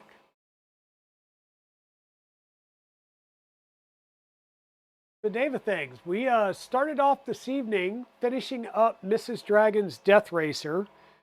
It's up, it's moving.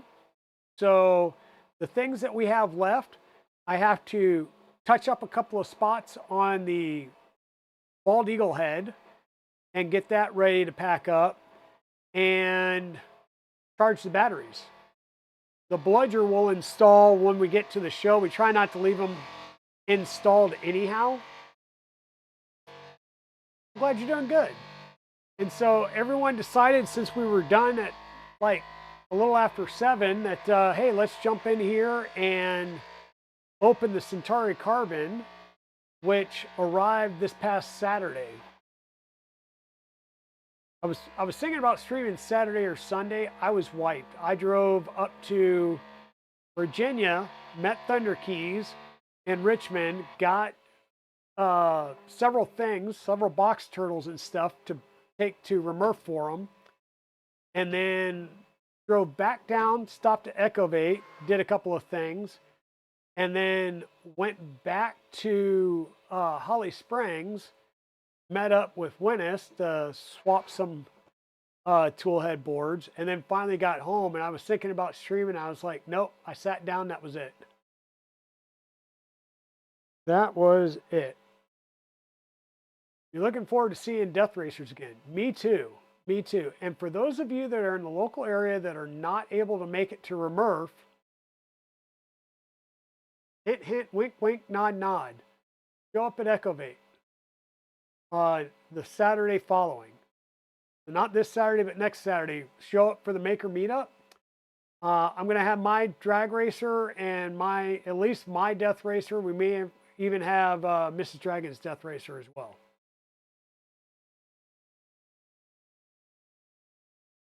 I am in the North Carolina area near Raleigh. Say near Raleigh. The correct thing is Sanford, North Carolina.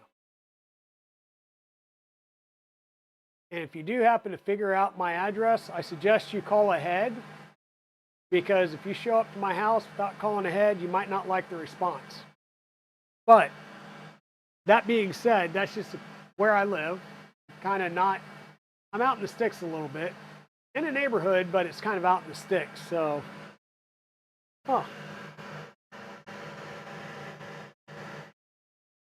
it apparently had some filament in it because it oozed a little bit. Yeah, I don't mind people coming over. There may be some visits to the Dragon Den made by a few people. Like I said, just call and coordinate ahead, please. Yeah, it is apparently tuning the auto bed leveling. I don't know how it's doing that parked over the poop chute, but you have a brother and sister in Raleigh. Well, there you go. Come on down, make a day of it if you're close enough to do so. Oh, wait, Winnis. Yeah, you're close enough to do so. I know you come over.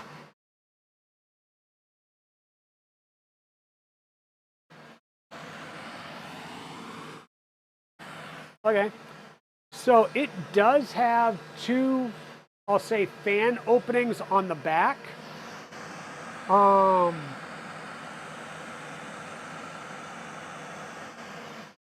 there's a blower fan on this side.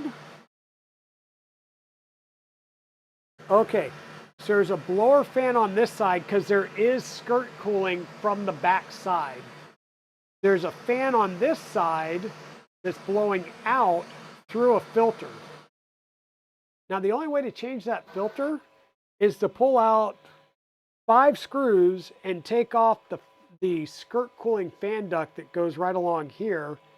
Pull that out to replace that filter.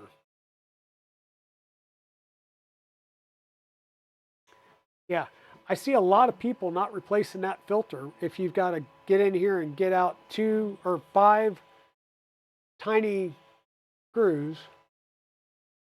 Oh, dear Lord.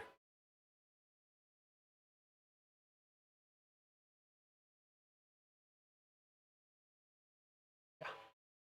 5 Phillips head screws. I can see those finding their way to the bottom of the printer very often if you are getting in there to replace the filter material.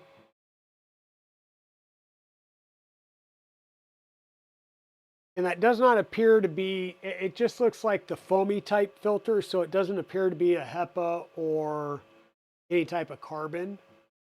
But I don't know, it may be activated carbon, but it just kind of looking through the grate here to be along the lines of just that foamy type of filter.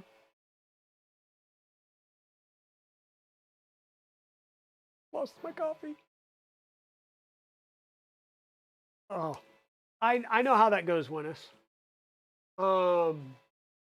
Midnight Wolf, living in Indiana. You won't be at RMRRF, but you will be going to MRF. Awesome.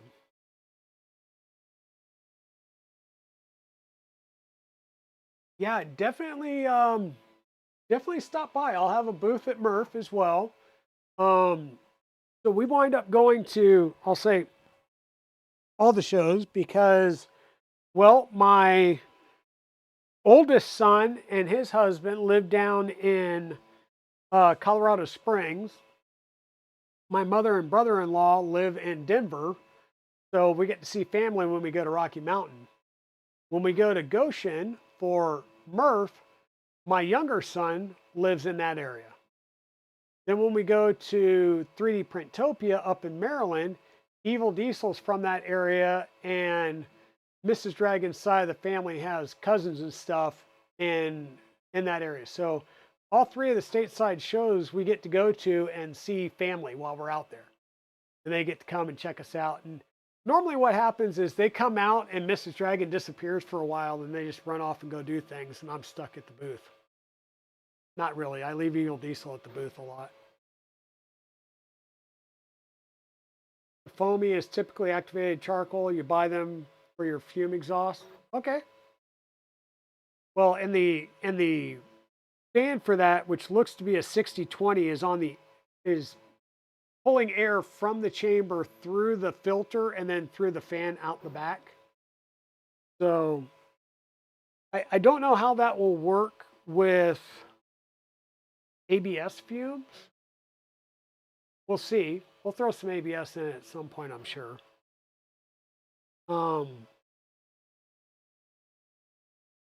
Good news is there does look like there's plenty of room over on a side, that one or this one, to put like a bento box.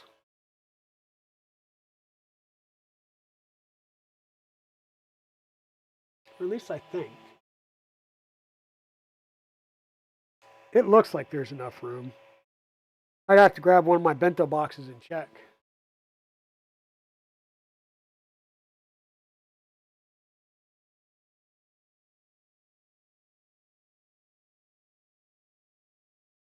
This is kind of taking a little bit. This is doing the initial bed level. Flip you over bench side and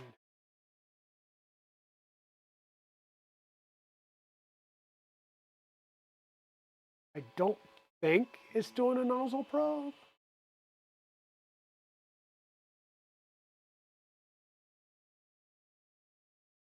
Kind of dark in there.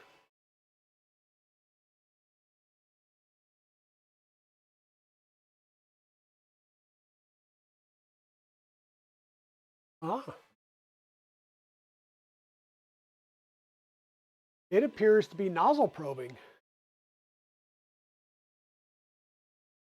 Which means, see if I can't get my head up in here.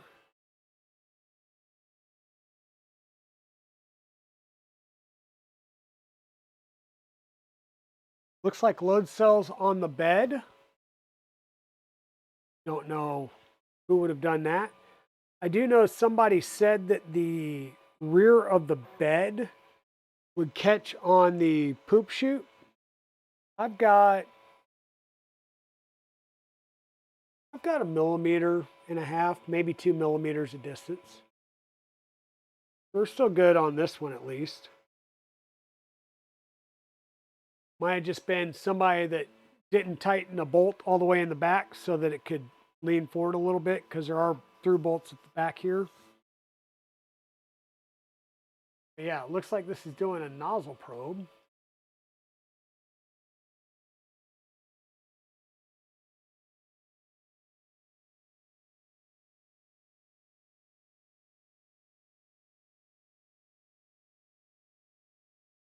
And when it's done doing its thing, I'll look and see if I can take the front cover off. I'm not sure if it's a magnetic front, like the front cover comes off magnetically. I do see screws on the side that would be for holding the rear fan cover on.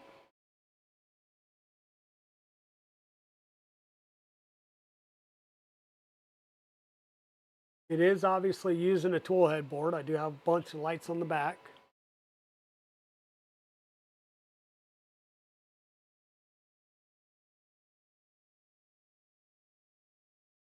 Some of the 85X printers catch the poop chute. Possibly.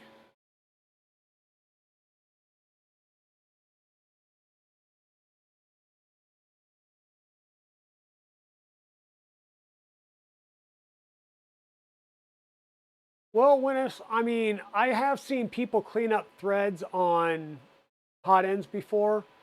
I will tell you that the IDEX, something's up with Toolhead 0. I was printing the TPU treads and I'm doing them in copy mode. So I'm doing one black and one orange at the same time. And the left side they're usable, but they're crappy. That makes sense. I think I have one over here I can show that's in orange. Yeah. I mean, it is a durable print, but you'll see like layer lines galore. It's just something is not consistent there. Now, I have literally taken the two, just retracted the filament, put them in different tool heads, and this orange will print buttery smooth treads on the right hand tool head. And then the black on the left will start printing like crap.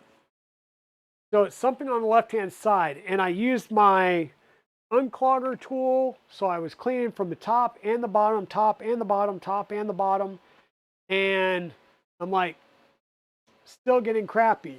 I double checked, both nozzles are 0.5 Undertaker nozzles. Both of them were heat tightened. I even went so far as to pull the nozzles and swap the nozzles between the hot ends to see if it was something in the nozzle, and the issue didn't move. So it's something, I'm going to say, in the filament path of the left tool head, which is the older tool head. It's the one that is the original tool head. The only thing we changed on it was switching up to the Orbiter 2.5, but they're identical tool heads, except that one's been running for a year and one hasn't been.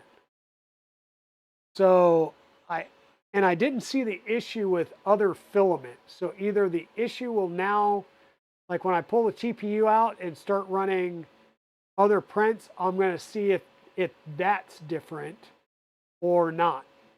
So it could be that it's material specific, though I don't know why it would be an issue on one and not the other. Right? So it's just really weird. But all of my printers, like the Prusa Mini, on Saturday I went to pull it so I could take it down to Ecovate, and it was throwing an error that it basically couldn't read the USB drive. I'm like, what the hell? And finally I was like, I got to get on the road. I'll deal with it another day, right? I come back home and I'm talking with Mrs. Dragon, and I go to show her what it was doing, and it booted right up and loaded the latest version of the firmware that I had downloaded onto the USB stick. And I'm like, you're kidding me, right? So gremlins galore. The Prusa Mark IV has printed like 3 spools of TPU, doing all my box turtles and everything. Not a freaking problem. All of a sudden, I'm trying to do treads for the Death Racer, and I need them to print, and it's constantly wrapping TPU 95 up in the extruder gear. So I'm going to have to print a piece to replace the one piece that's in the extruder gear.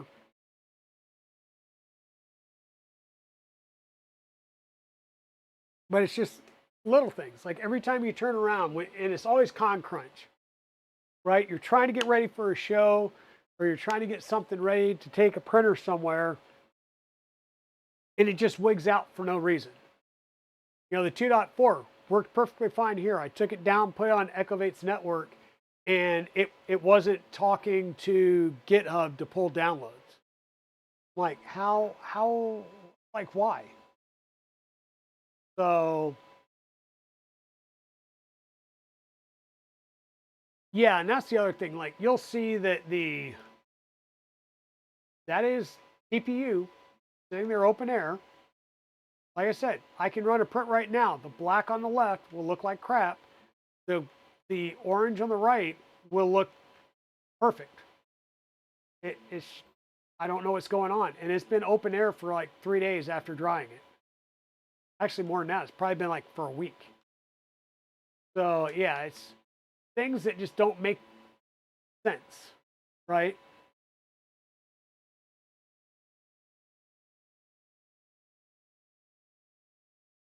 Yeah, yeah. Well, and that's the thing too, is, you know, I'm sitting here printing, like, am I hearing it pop? Like, is the filament wet? No. And once again, I swap the filaments between the tool heads, and the right side, regardless of whether it was black or orange, prints beautiful. But it's an IDEX, and I can't print with just the right side. I have to print, you know, the standard nozzle is the left. You can't tell it to use T1 instead of T0. You can do copy, you can do mirror, and you can do an IDEX print to use T1, but you can't use T1 instead of just T0, because T0 has your beacon probe and does everything. So it would be great to say, hey, I want to print an orange, which is loaded in T1. It goes through the whole routine with T0 and then does T1, but it doesn't.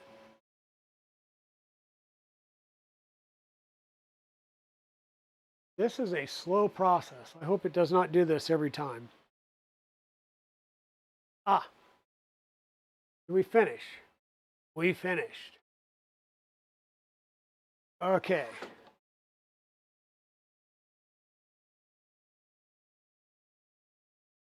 So, light reveal here. What do you guys think? It's going to be the side panel for Mrs. Dragon's, whatchamacallit, Death Racer.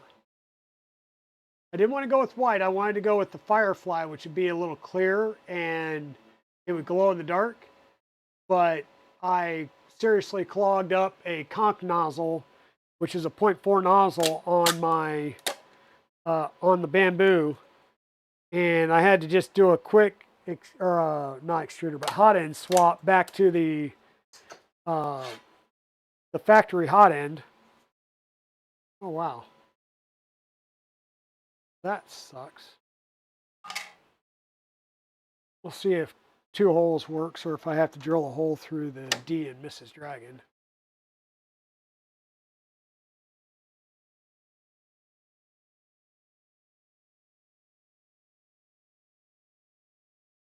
Okay, it sounds like it is done. Hey, Spooky Megan, welcome in and thank you for the subscribe. Hope you're doing well today. So we're done. It says self-check completed. We're going to hit confirm. And it comes up. Now, the one thing it hasn't told us to do yet, we ran the self-check. We confirmed. Now it says first print, but it told us to join the network and, oh, I'm like, that's the laptop over here picking up. It told us to join the network and do an update. So while you guys are looking up there, I'm going to come down here and join the network, which is just hitting the configure button, the network tab,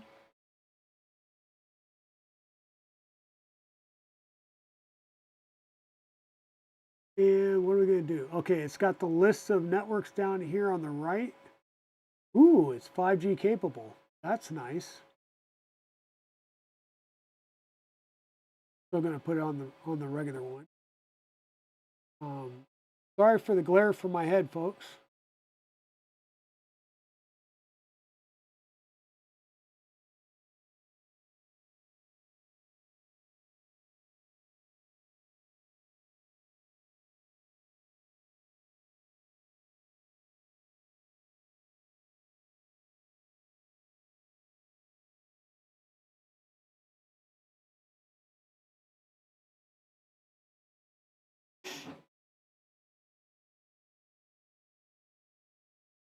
Checking on the network, pulled an IP address, so that's good.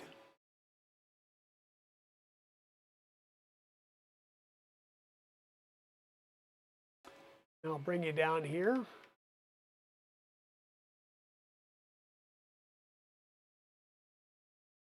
Bring you guys in anymore.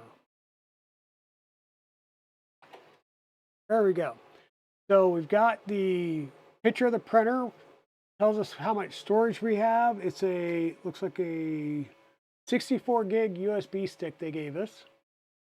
We have the device, Centauri Carbon, the build volume, the serial number, total printing time. That's good. Manufacturer and their contact email.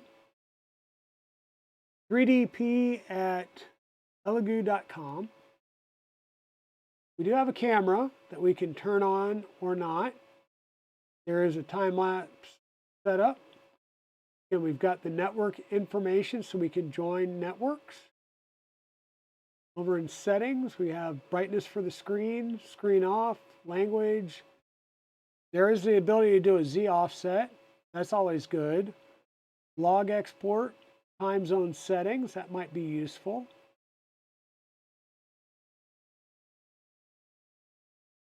Oh, UTC minus plus stuff. That's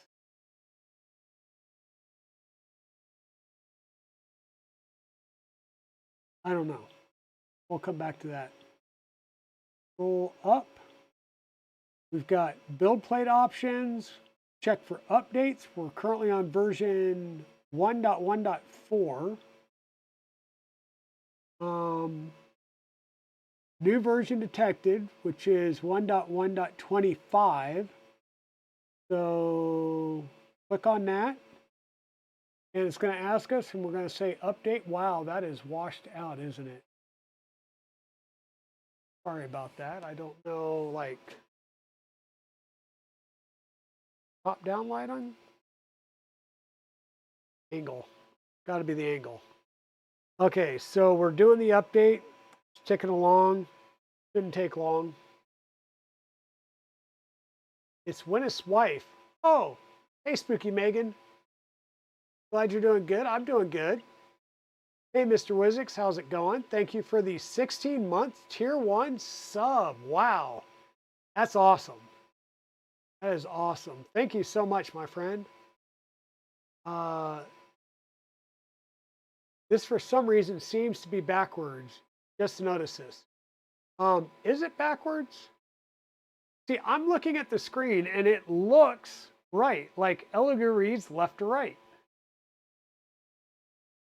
I don't know, like this is left, this is right. It seems right to me when I'm looking at it, but I'll have to look at the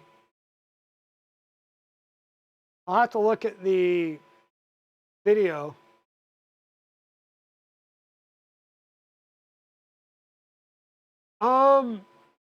No, this is the Elegoo Centauri Carbon. This one just came in Saturday when I just got notification it was delivered when we met for dinner on Saturday.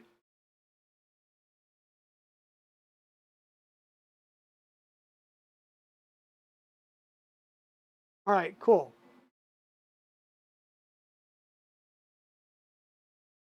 Oh, the emote. So it's actually burning down versus building up. Yeah. Yeah, I got you there.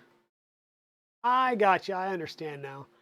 So we're going through the Elegoo. Hopefully it doesn't make us go through the whole calibration stuff again, because that took a while.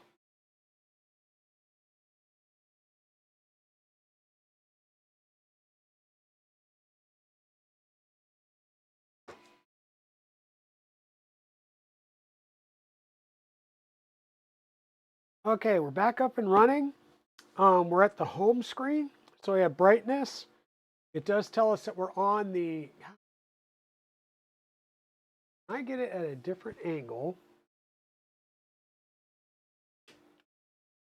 And come in at an angle. A little bit better. So we've got brightness, network, status, temperature for the hot end, temperature for the bed. They're both reading 48 and 45 C. Fans. Looks like chamber temp down here. It's just a status and it gives us the IP address. Folders. We've got local. Of course, we've got a Benchy.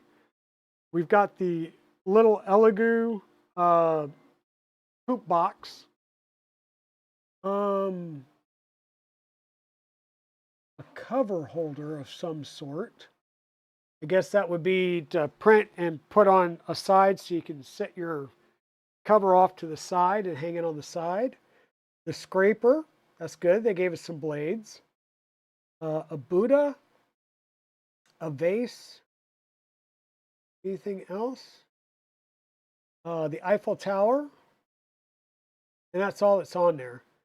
So let's grab some filament and slap some filament in here. See what we got. Let's see what we got. Let's see if we can put some polar filament silver. It's only been sitting out here for a long time. And it's on a spool that I can't run in an AMS, so it's better to put on something like this where the spool hangs on the side. Wow, I'm still all right. Let me do the right thing. Put that there. Bring you guys out some so you can see what I'm doing.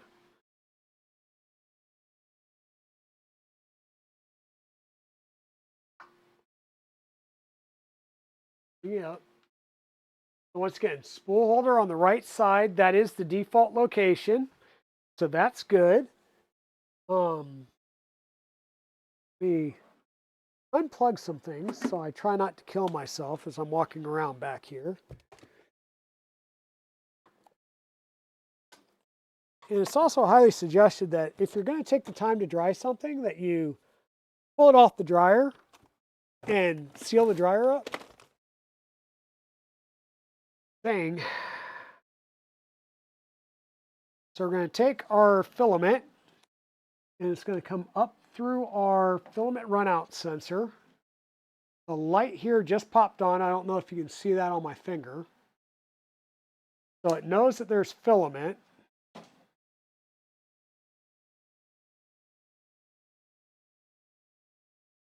Push this all the way to the tool.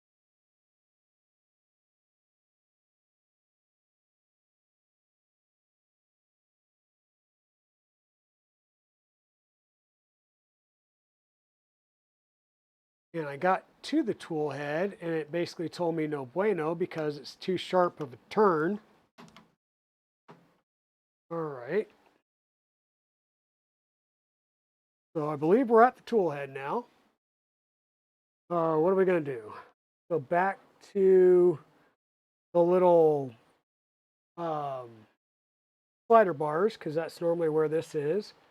We have the extruder. It does, I think, show that we've got filament in it. You've got a temperature set to 250 C by default. Kind reminder, adjust the print temperature based on the materials. Recommend setting during loading. Yep. We'll crank this down some to about 220 and we'll say load. Now that's going to do its little shenanigans.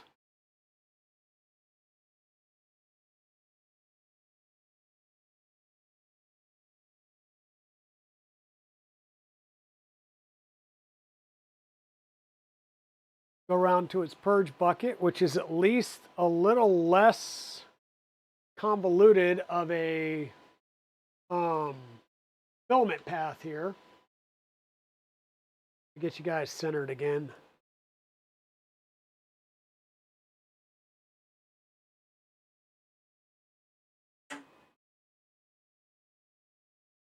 So a little less convoluted. We're getting up to temp.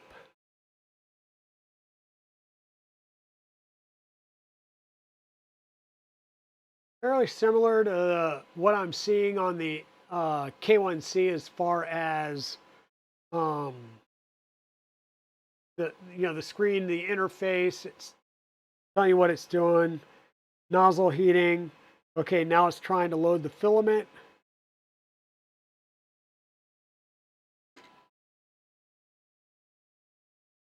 And it is loading the filament. The filament is moving. And it did line itself up on the poop chute, so it is going to poop that filament out.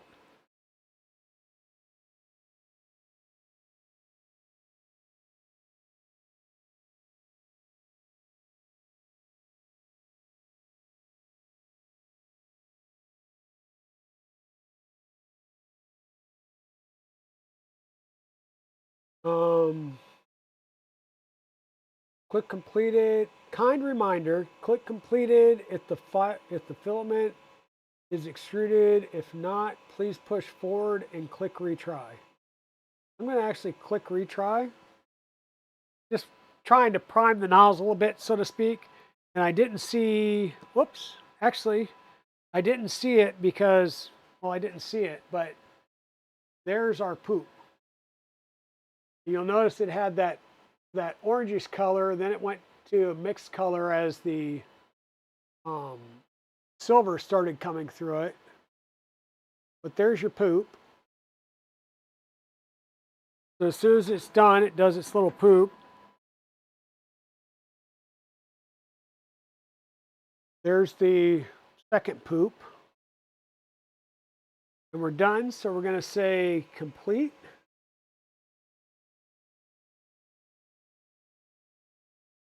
Now let me see. Yes, it does. It starts cooling back down. That's good. I have noticed that when I do loads over here, that it will load the filament and it will not drop the temperature. So if you're not paying attention, that'll sit there with the hot ends at like 230 C, just sitting there cooking whatever's in the nozzle. So let's go back here. I want to do the little poop catch tray, so it's just not going all over the place. It is kind of a little poop catch tray, but let me see. Textured build plate or smooth build plate, time-lapse photography, level, cancel, or print. So do we want to do this on,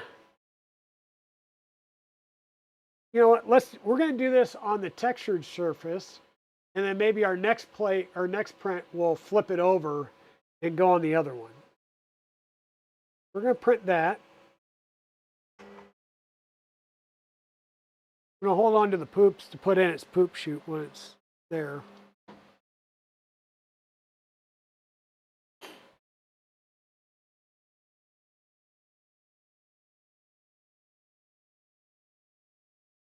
I don't even know how long.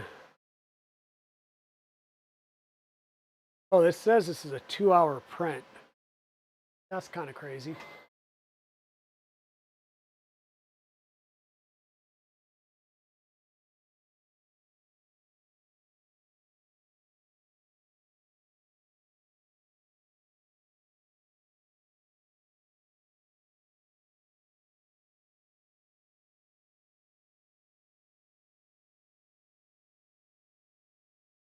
Oh, dude, I'm sorry, Bond Deathheart. That sucks. Hey, Tugboat, you're back. Awesome. You're just in time. We got done with running the calibration. We put it on the network, and we loaded up filament, which is silver PLA bipolar filament, and we hit print, and it's printing.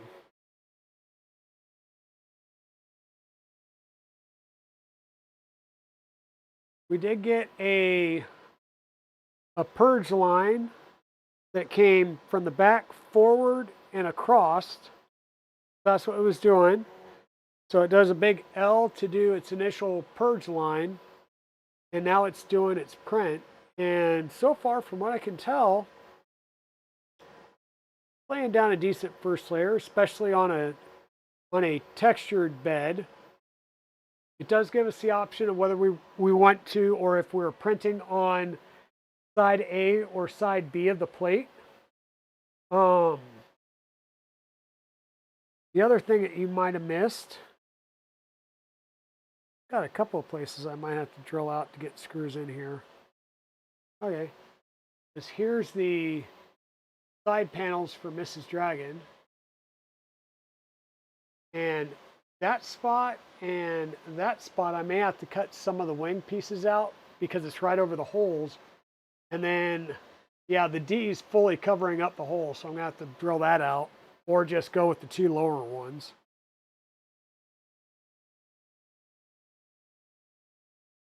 That's easy enough. That's just a snip with the side cutters. But yeah, we're laying down filament on the Elegoo. And I don't expect to have any problems. I expect it to print just perfectly fine. I mean, I could have printed a boat, and I'm pretty sure it would look like a boat.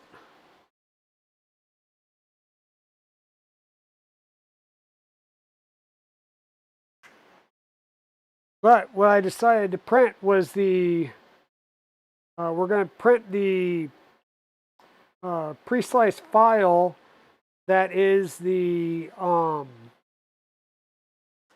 whatchamacallit, the little poop chute holder on the back.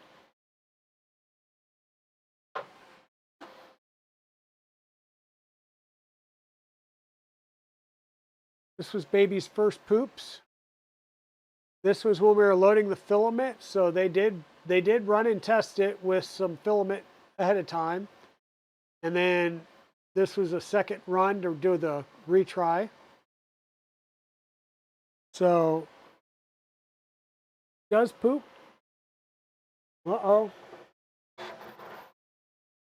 There's the speed kicking in. Outer wall. And there's the onions. Hey, Big Jano, how's it going? Hope you're doing well. Oh, and let me see.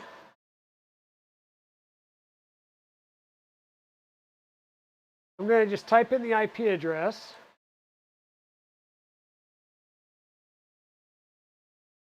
I think that was the IP address that it got. And we'll see if it comes up just with the IP address.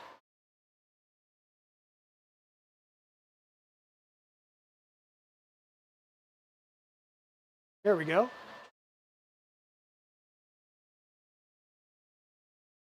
So I'm going to flip the screen real fast. And there you go. There's your clipper interface. This looks like a skinned version of Fluid. Very similar to what you get on the Anycubic and the Creality boxes. So nothing new there. The file that you're printing is in the top left. You've got your controls in the middle, your camera on the right-hand side, so you can monitor this. You've got your nozzle temp, your heated bed temp, chamber temps, your pre-sliced files or any files that you slice and upload. All right, you'll have a print history, which is zeroed out right now because we haven't printed anything. This is our first print. We do have some creation times on the files, so that's pretty interesting.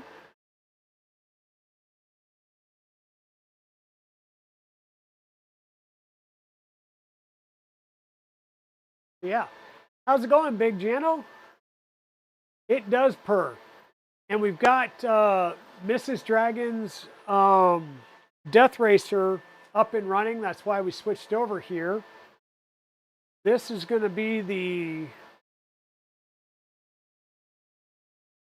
do that. This is going to be the side panels. So I wanted to print this rather than white. I wanted to print it in Capricorn Firefly blue, and I severely clogged a nozzle up on the bamboo. So I did a straight hot end swap back to the factory fresh one, and I'll be trying to dig out the conch nozzle that's currently in there. So this is running in balanced print speed, whatever that means. Can we change that on here?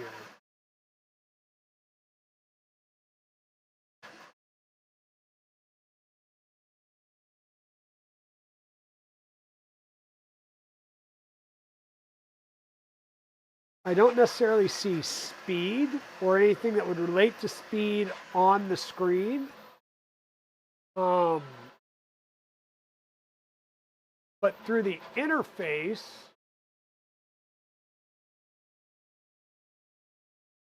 so print speed is listed as balanced here. Once again, I'm not seeing anything on the front of the machine like I do on a bamboo where I can change that, at least not readily.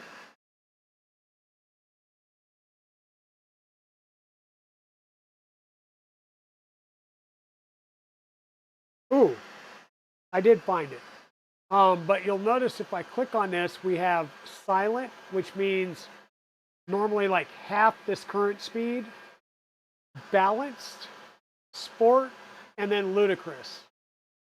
Kind of sounds like another printer we may know that has very similar, if not exact named preset speeds. Now, I noticed on the actual printer itself, Let me bring you guys in. And this LCD angle sucks, but so this is kind of the view that we've got. We've got, once again, that we're on the network. We've got the nozzle and bed temp, or the nozzle temp, the bed temp, the chamber temp. There's fans, but there's nothing that says speed. If we come over to the sliders and we start looking at everything, there's our nozzle, our bed, our chamber, and then right underneath that is balanced. So if I click on that, there's ludicrous, sport, balanced, and silent. So if I want it to go a little slower because it's making noise, I'm getting ready to get on a phone call or something, I can click on silent and it should slow things down and get a little bit quieter. So something to be aware of. That's actually a good find. So that we can do that on the screen itself. I'll bring you guys back out here to the wide view so we can watch this thing laying down layers.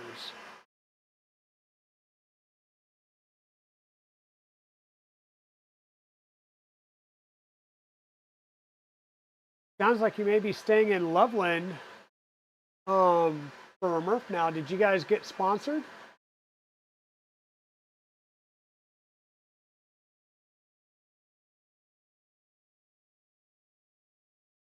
Gotcha, Jan. Yeah, I had ordered some screws and stuff to add to my toolkit, and one of them was supposed to be in today, and I got notification that it hadn't shipped yet, and this is Amazon, so it'll probably show up Wednesday after I leave, and I'll have to have a neighbor come pick it up.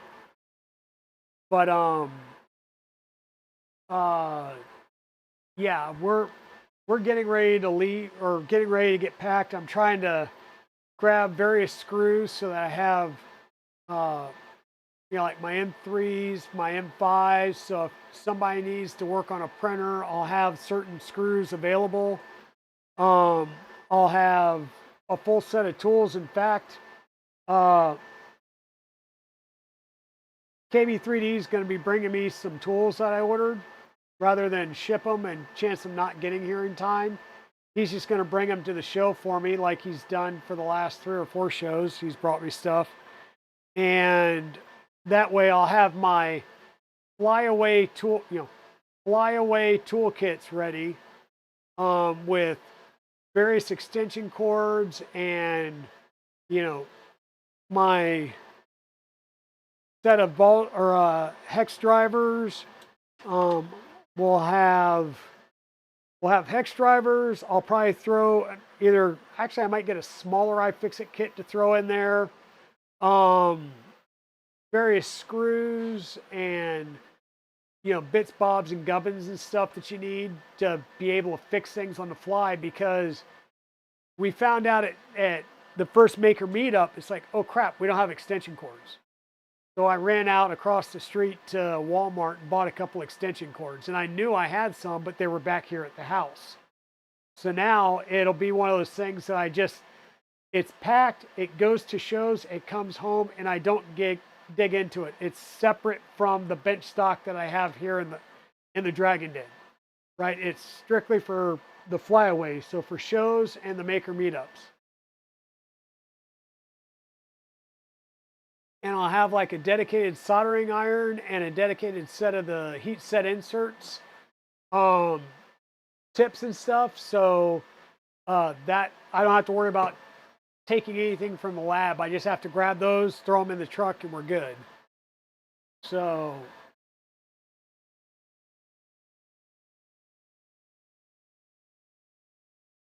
yeah, it's very similar. So I helped Von Deathheart rebrain his artillery Sidewinder X1, and we swapped from the Gen L board to a SKR Mini E3 V3, which means rather than having independent Z axes for the 2 Z motors, it's you know, they're running off of one driver now.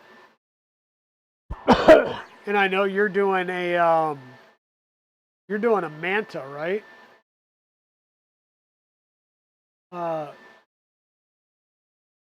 What should you bring so you can take a look at the Rook? Well, for starters, I'll say the Rook. A laptop so that you can connect to the Rook. And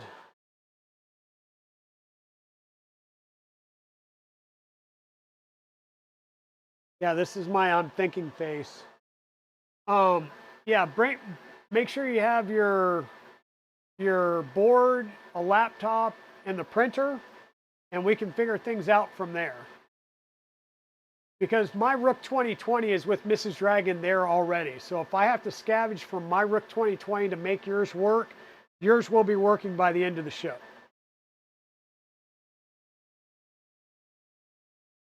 Now that said, I am building a box turtle on site. All the parts are printed and already out there with Miss Dragon. And I'm going to get the kit from Jason when I get there. And you know, I will need to focus on that, but I will make time to come over and make sure that your Rook's working. So, and I'll help you out as well, Big Jano. I'm just saying, like during the bulk of the show hours, I have to make sure I get that done because it is being given away by LDO on Sunday.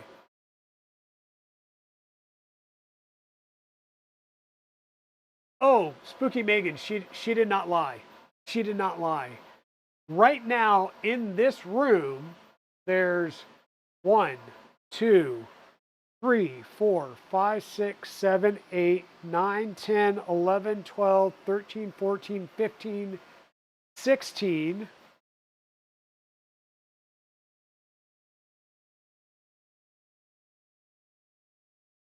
Yeah, there's 16 in this room. Downstairs, there's 1, 2, 3, 4, 5 in the dining room. That's 21. There's 2 in the spare bedroom. That's 23. She's got 3 printers with her in Colorado right now for the show. So that gets us up to 26. My 2.4 in the box turtle is at Echovate. That's 27. I've got 3 Mark IIIs, a Flying Bear Reborn 2, and an Ender at Evil Diesel's house. And when I go to Murph, I'm picking up I think it's another Prusa Mark III and an FL Sun Super Racer. Oh, and I've got a Prusa Core 1 kit that I'm still waiting to come into Echovate. And Hector's supposed to be sending me an Ender 3 NG kit to build. And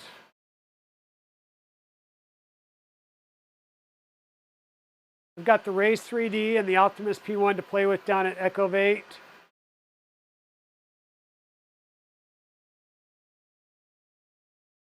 What else?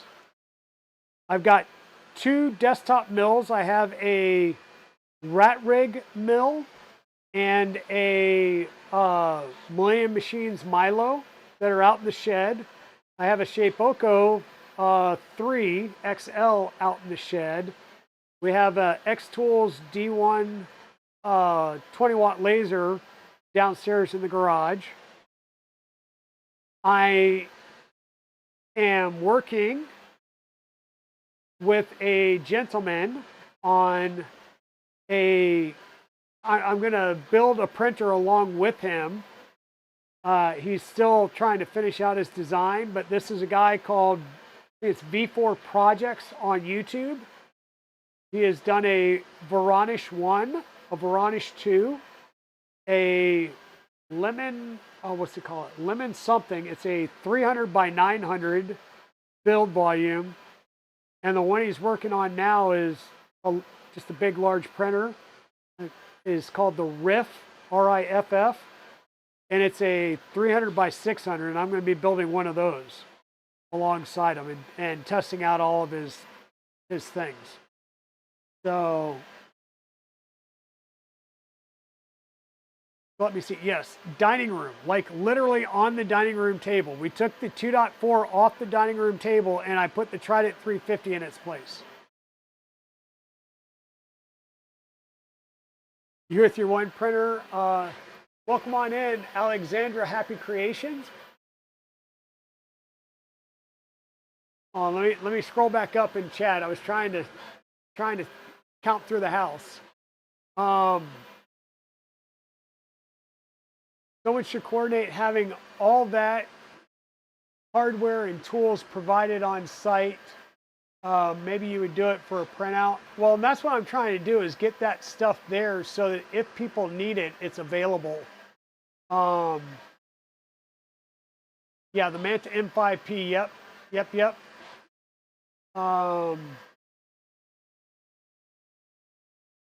Imagine like the local Harbor Freight sponsoring a rent-a-tool library for rep rats. That would be, yeah, there you go, Jano.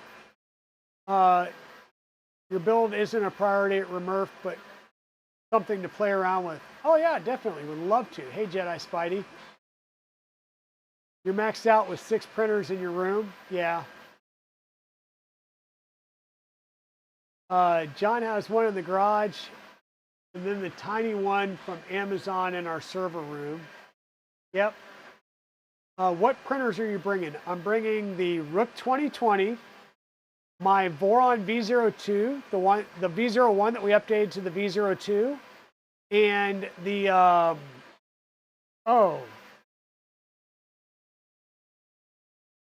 Broken Dragon. God, brain fart. The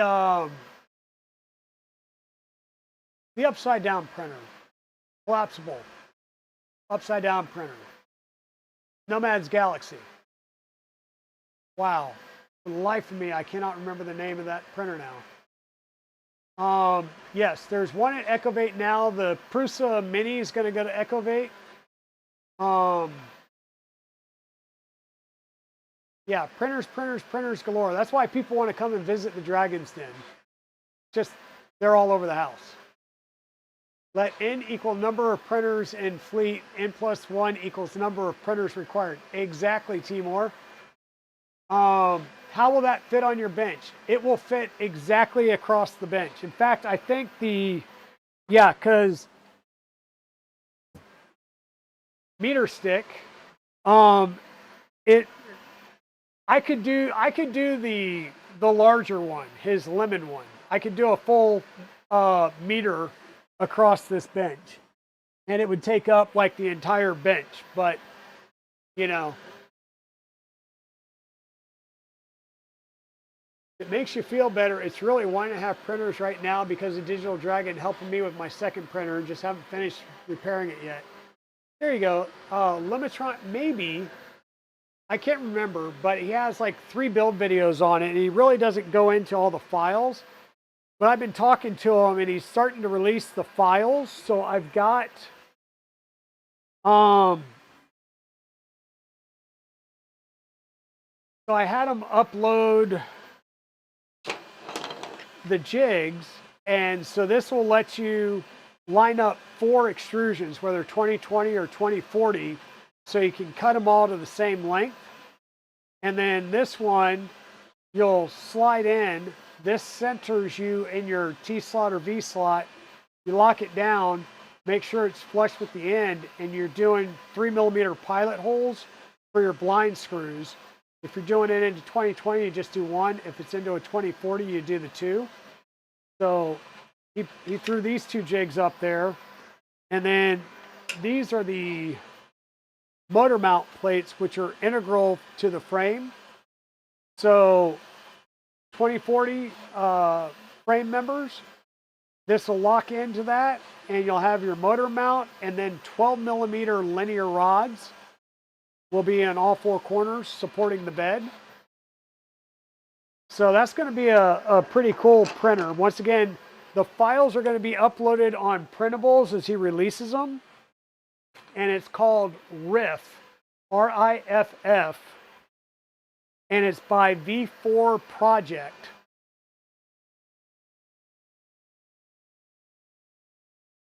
Seems like a pretty wholesome dude as well. I mean, lots of us are. John built the Voron on our dining room table, and I was so happy to use the table again, only for it to become a catch-all. So, Spooky Megan, I had stuff on the table. So Mrs. Dragon wanted to do puzzles. So I went and bought her a puzzle, like a puzzle board that has little drawers that you can drop the puzzle pieces in while you're working on them. Yeah, she can't use that right now because I've got D&D stuff all over the top of it. And the table that we're sitting it on so that she could sit at the couch and work on it is a bamboo X1 carbon box. Yeah, my wife loves me. And I swear to God, she started going to rep festivals and is coming down to Echovate so I don't bring projects home. And speaking of which, add one more to the, actually two more to the tally because I forgot the Tiny Machines resin printer that's still sitting over here and the Abomination, the crime against humanity that is at like ANET i3 Mark II cluster that I brought home to work on. There you go, Tugboat, the positron. Thank you. And Chewy too. So yeah, those are the three. The Rook 2020 Mark II, the V0.2, and the positron. What are you bringing to Murph that you want to sell? There might be something there.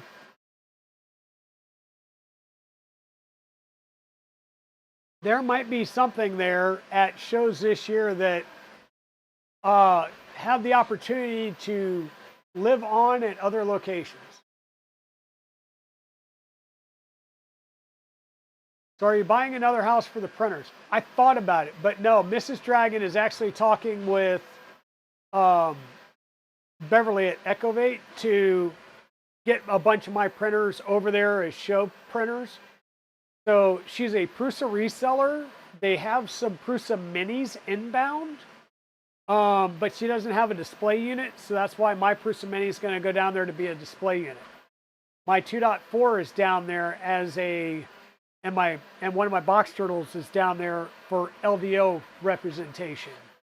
They're going to be setting up a creator corner where creators can come in and actually live stream from the store and do builds or unboxings or what have you. And Fabrico is sponsoring that, and Fabrico is going to have a setup down in Miami so that we can do dual live streams, right? And I was thinking, well, if Fabrico's sponsoring it, I'm sure there'll be something Fabrico swag up on the wall behind it.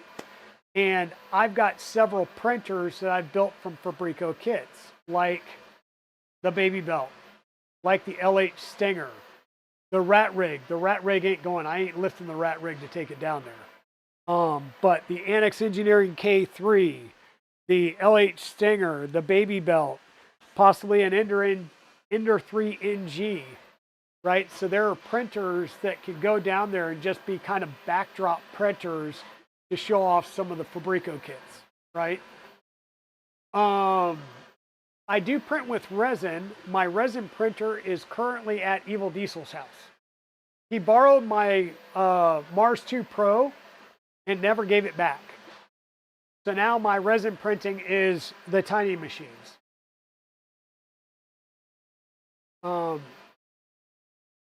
Hey, Down Under Maker, how's it going? Hope you're doing well. Yeah, we're printing on the Centauri Carbon.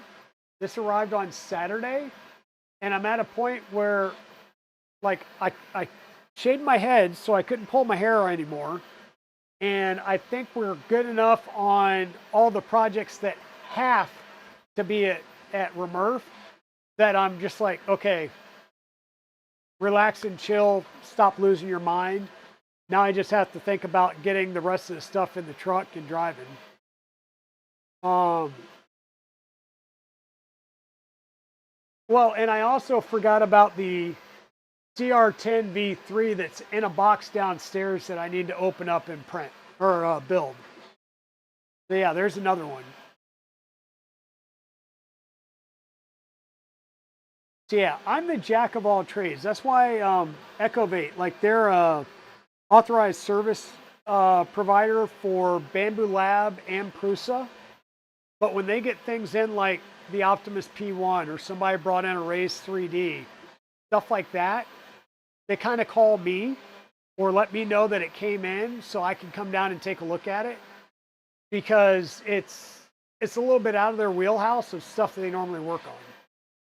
Right? They can work on the Anycubics, the Neptunes, the Realities. They had a couple of CR30s they were working on. That stuff they can do. But some of the prosumer and professional printers, it's not that it's hard. It's just it's not in their standard wheelhouse, I'll say.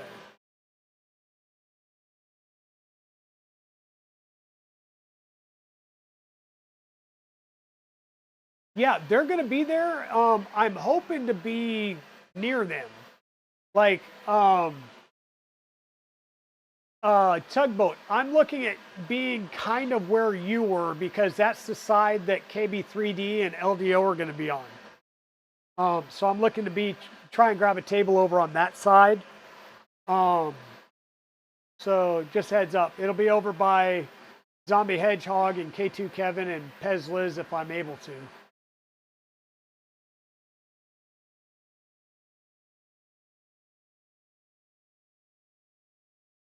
Smart woman, yeah. She's trying to offer up all my printers to Ecovate and see how many I can get down there. Weird stuff going on with your browser. I get that. There's been a lot of weird stuff going on lately. Like I was saying, all of my printers, it's ConCrunch, and all my printers started doing weird, crazy stuff. Yes, this was the printer that was delivered when we were sitting down at Tijuana Flats having dinner. So yeah, this is the one I needed to come and get up off the front porch. Yeah.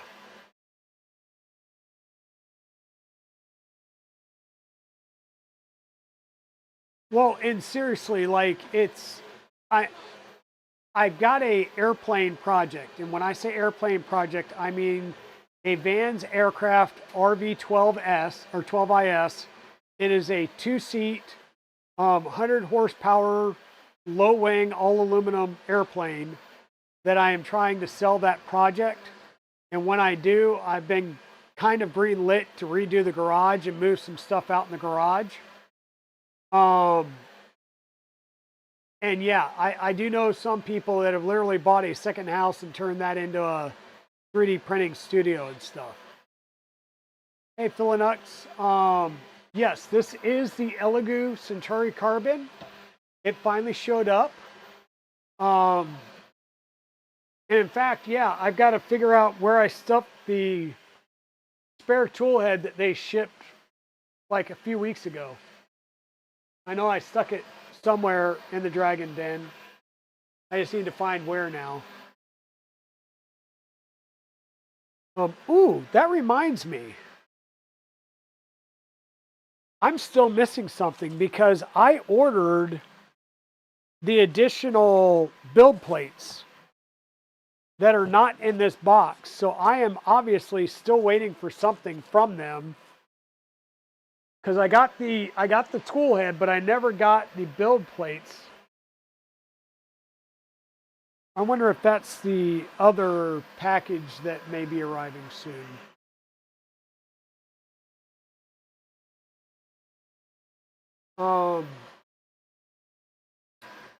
Well, here you go, Philinux. We unboxed it tonight. This is the first first print off the printer. So, yeah, I'll let you know how this goes. I'm probably going to go through and just print every file that's on here to see how everything prints. And then we'll start slicing some things.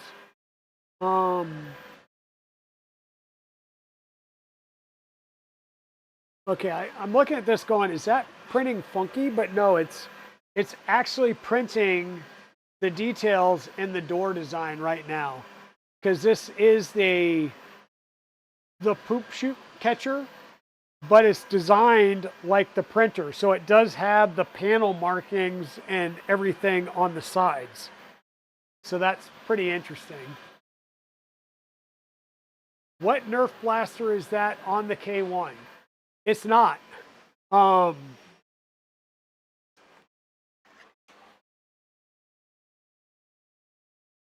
This is a bolter, Warhammer 40K bolter. I still need, I still got some parts that I need to add on. It needs to be painted. I'm debating whether I just paint this black and leave it hard, or if I try and print this in TPU to have like a soft grip handle on it. But I was trying to get everything I could installed on it. And yeah, watch where you're putting your glue, folks. I'm now gonna have to sand that out. But if you want to see my Nerf blaster, I'll go get it. So, by the way, that is a bolter. I have a storm bolter, which is the double barrel, double magazine, and that I need to put together. I have an E11 rifle from Star Wars to put together, Mando armor to put together and paint. Not Mando, but the Imperial Mandalorian Commando armor. And then I'll be right back. Let me go grab that Nerf blaster.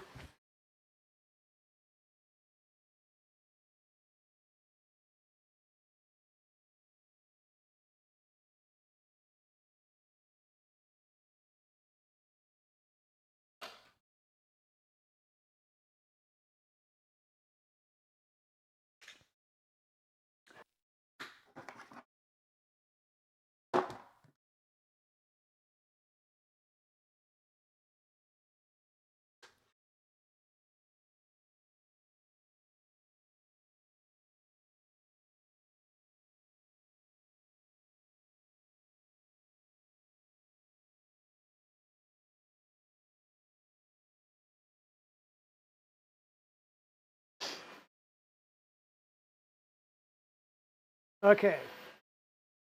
So switch up here. So we built this on stream. This is the Talon Claw. Okay, this kit came from, I got this from West 3D, the kit. The parts are printed in Fadis Pet G for the blue, or not Pet G, ASA or ABS carbon fiber, I can't remember which, for the gray and the blue. The orange, which are safety pieces, safety color, are in a neon orange, I believe, Polymaker. This has a little bit of rifling in it to help your darts go faster, or not faster, but straighter. I added the stock. That was a separate add-on piece. And I've got 2 magazines. So yeah, we can have fun. I think these are 30-ish round magazines, but you really shouldn't dry fire it. But I'm not going to put anything in it because I've got the heavier spring in here, and I've shot it way far. It does shoot, like I could sit and pick off the neighbor kids across the street if I wanted to. So this is a nice, fun design. West 3D sells the kits, but like I said, this is a Talon Call, which is a, I don't want to say a mod, but a variant of the,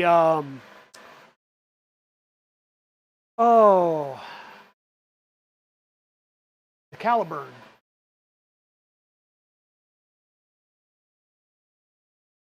You have the Talon Claw too. There you go. It looks cleaner on screen. You get up to it. I mean, the orange is buttery smooth prints. The rest of it is a little rougher, but that's not because of a crappy print. It's because of the carbon fiber and glass fill. It's the type of material that I use for it. Okay, you have one of those. Nice. Stick a finger in the barrel next time. It helps. Yeah. Yeah, neighbor kids, get off my yard. Yeah.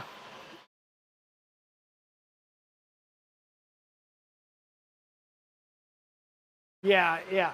Well, it drives up the pressure against the spring, and it keeps things from slapping forward as hard. That's why I tell you to cover it up with your thumb.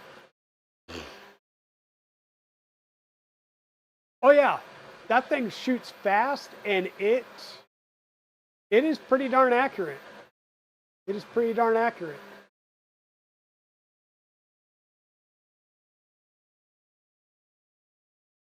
Yeah, without a dart in it. Without a dart in it, nothing loaded, cover up the end as you dry fire it. That way it's the pressure that helps slow the spring down so it doesn't hit with as much force as dry firing it. Yeah, and that's what this does. So this is a separate print that's not in the base kit, and it adds a little bit of rifling to it. This is a mod to give you a better like foregrip, right? And then I would like this a little bit longer, but this is the furthest out adjustment. It's a little bit too short for me. You see my arm having to get out there a lot, but this is a Picatinny rail. I have a red dot that will fit this that I put on my turkey gun. But yeah, I mean this.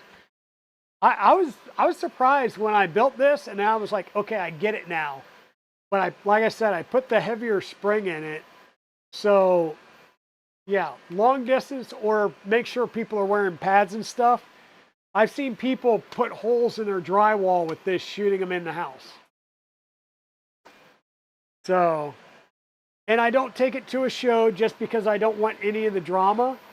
And RMRRF, like, you can bring prop guns, and this is obviously not a real gun, but at least last year they cautioned you, if you brought one, do not have any ammo whatsoever in your possession.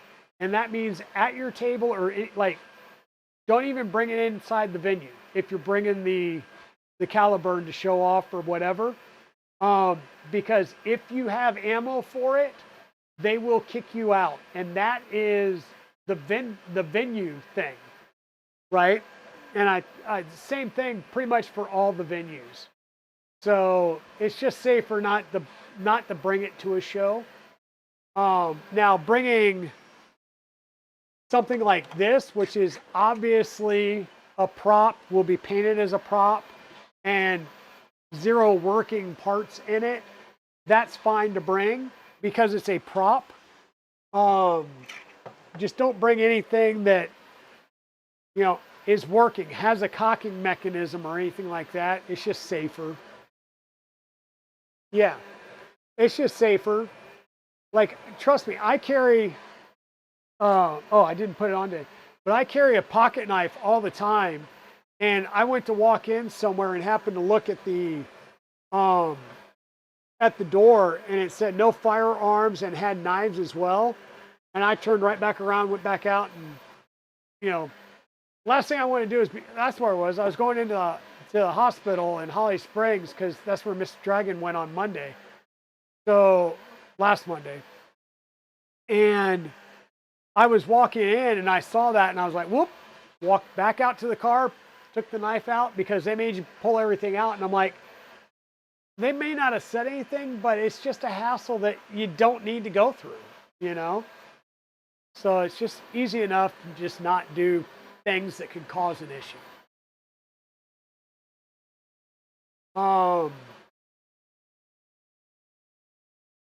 Yeah, it definitely would not feel good with a dart in it. Yeah, no. You just cover it up so that the pressure um, acts against the spring and keeps you from dry firing. And quite honestly, you're not supposed to be dry firing any weapon. You know, um, you clean it, you oil it, you function check it, and that's it. You don't want to do prolonged dry fires because it's just added wear on the metal and some of the inner workings.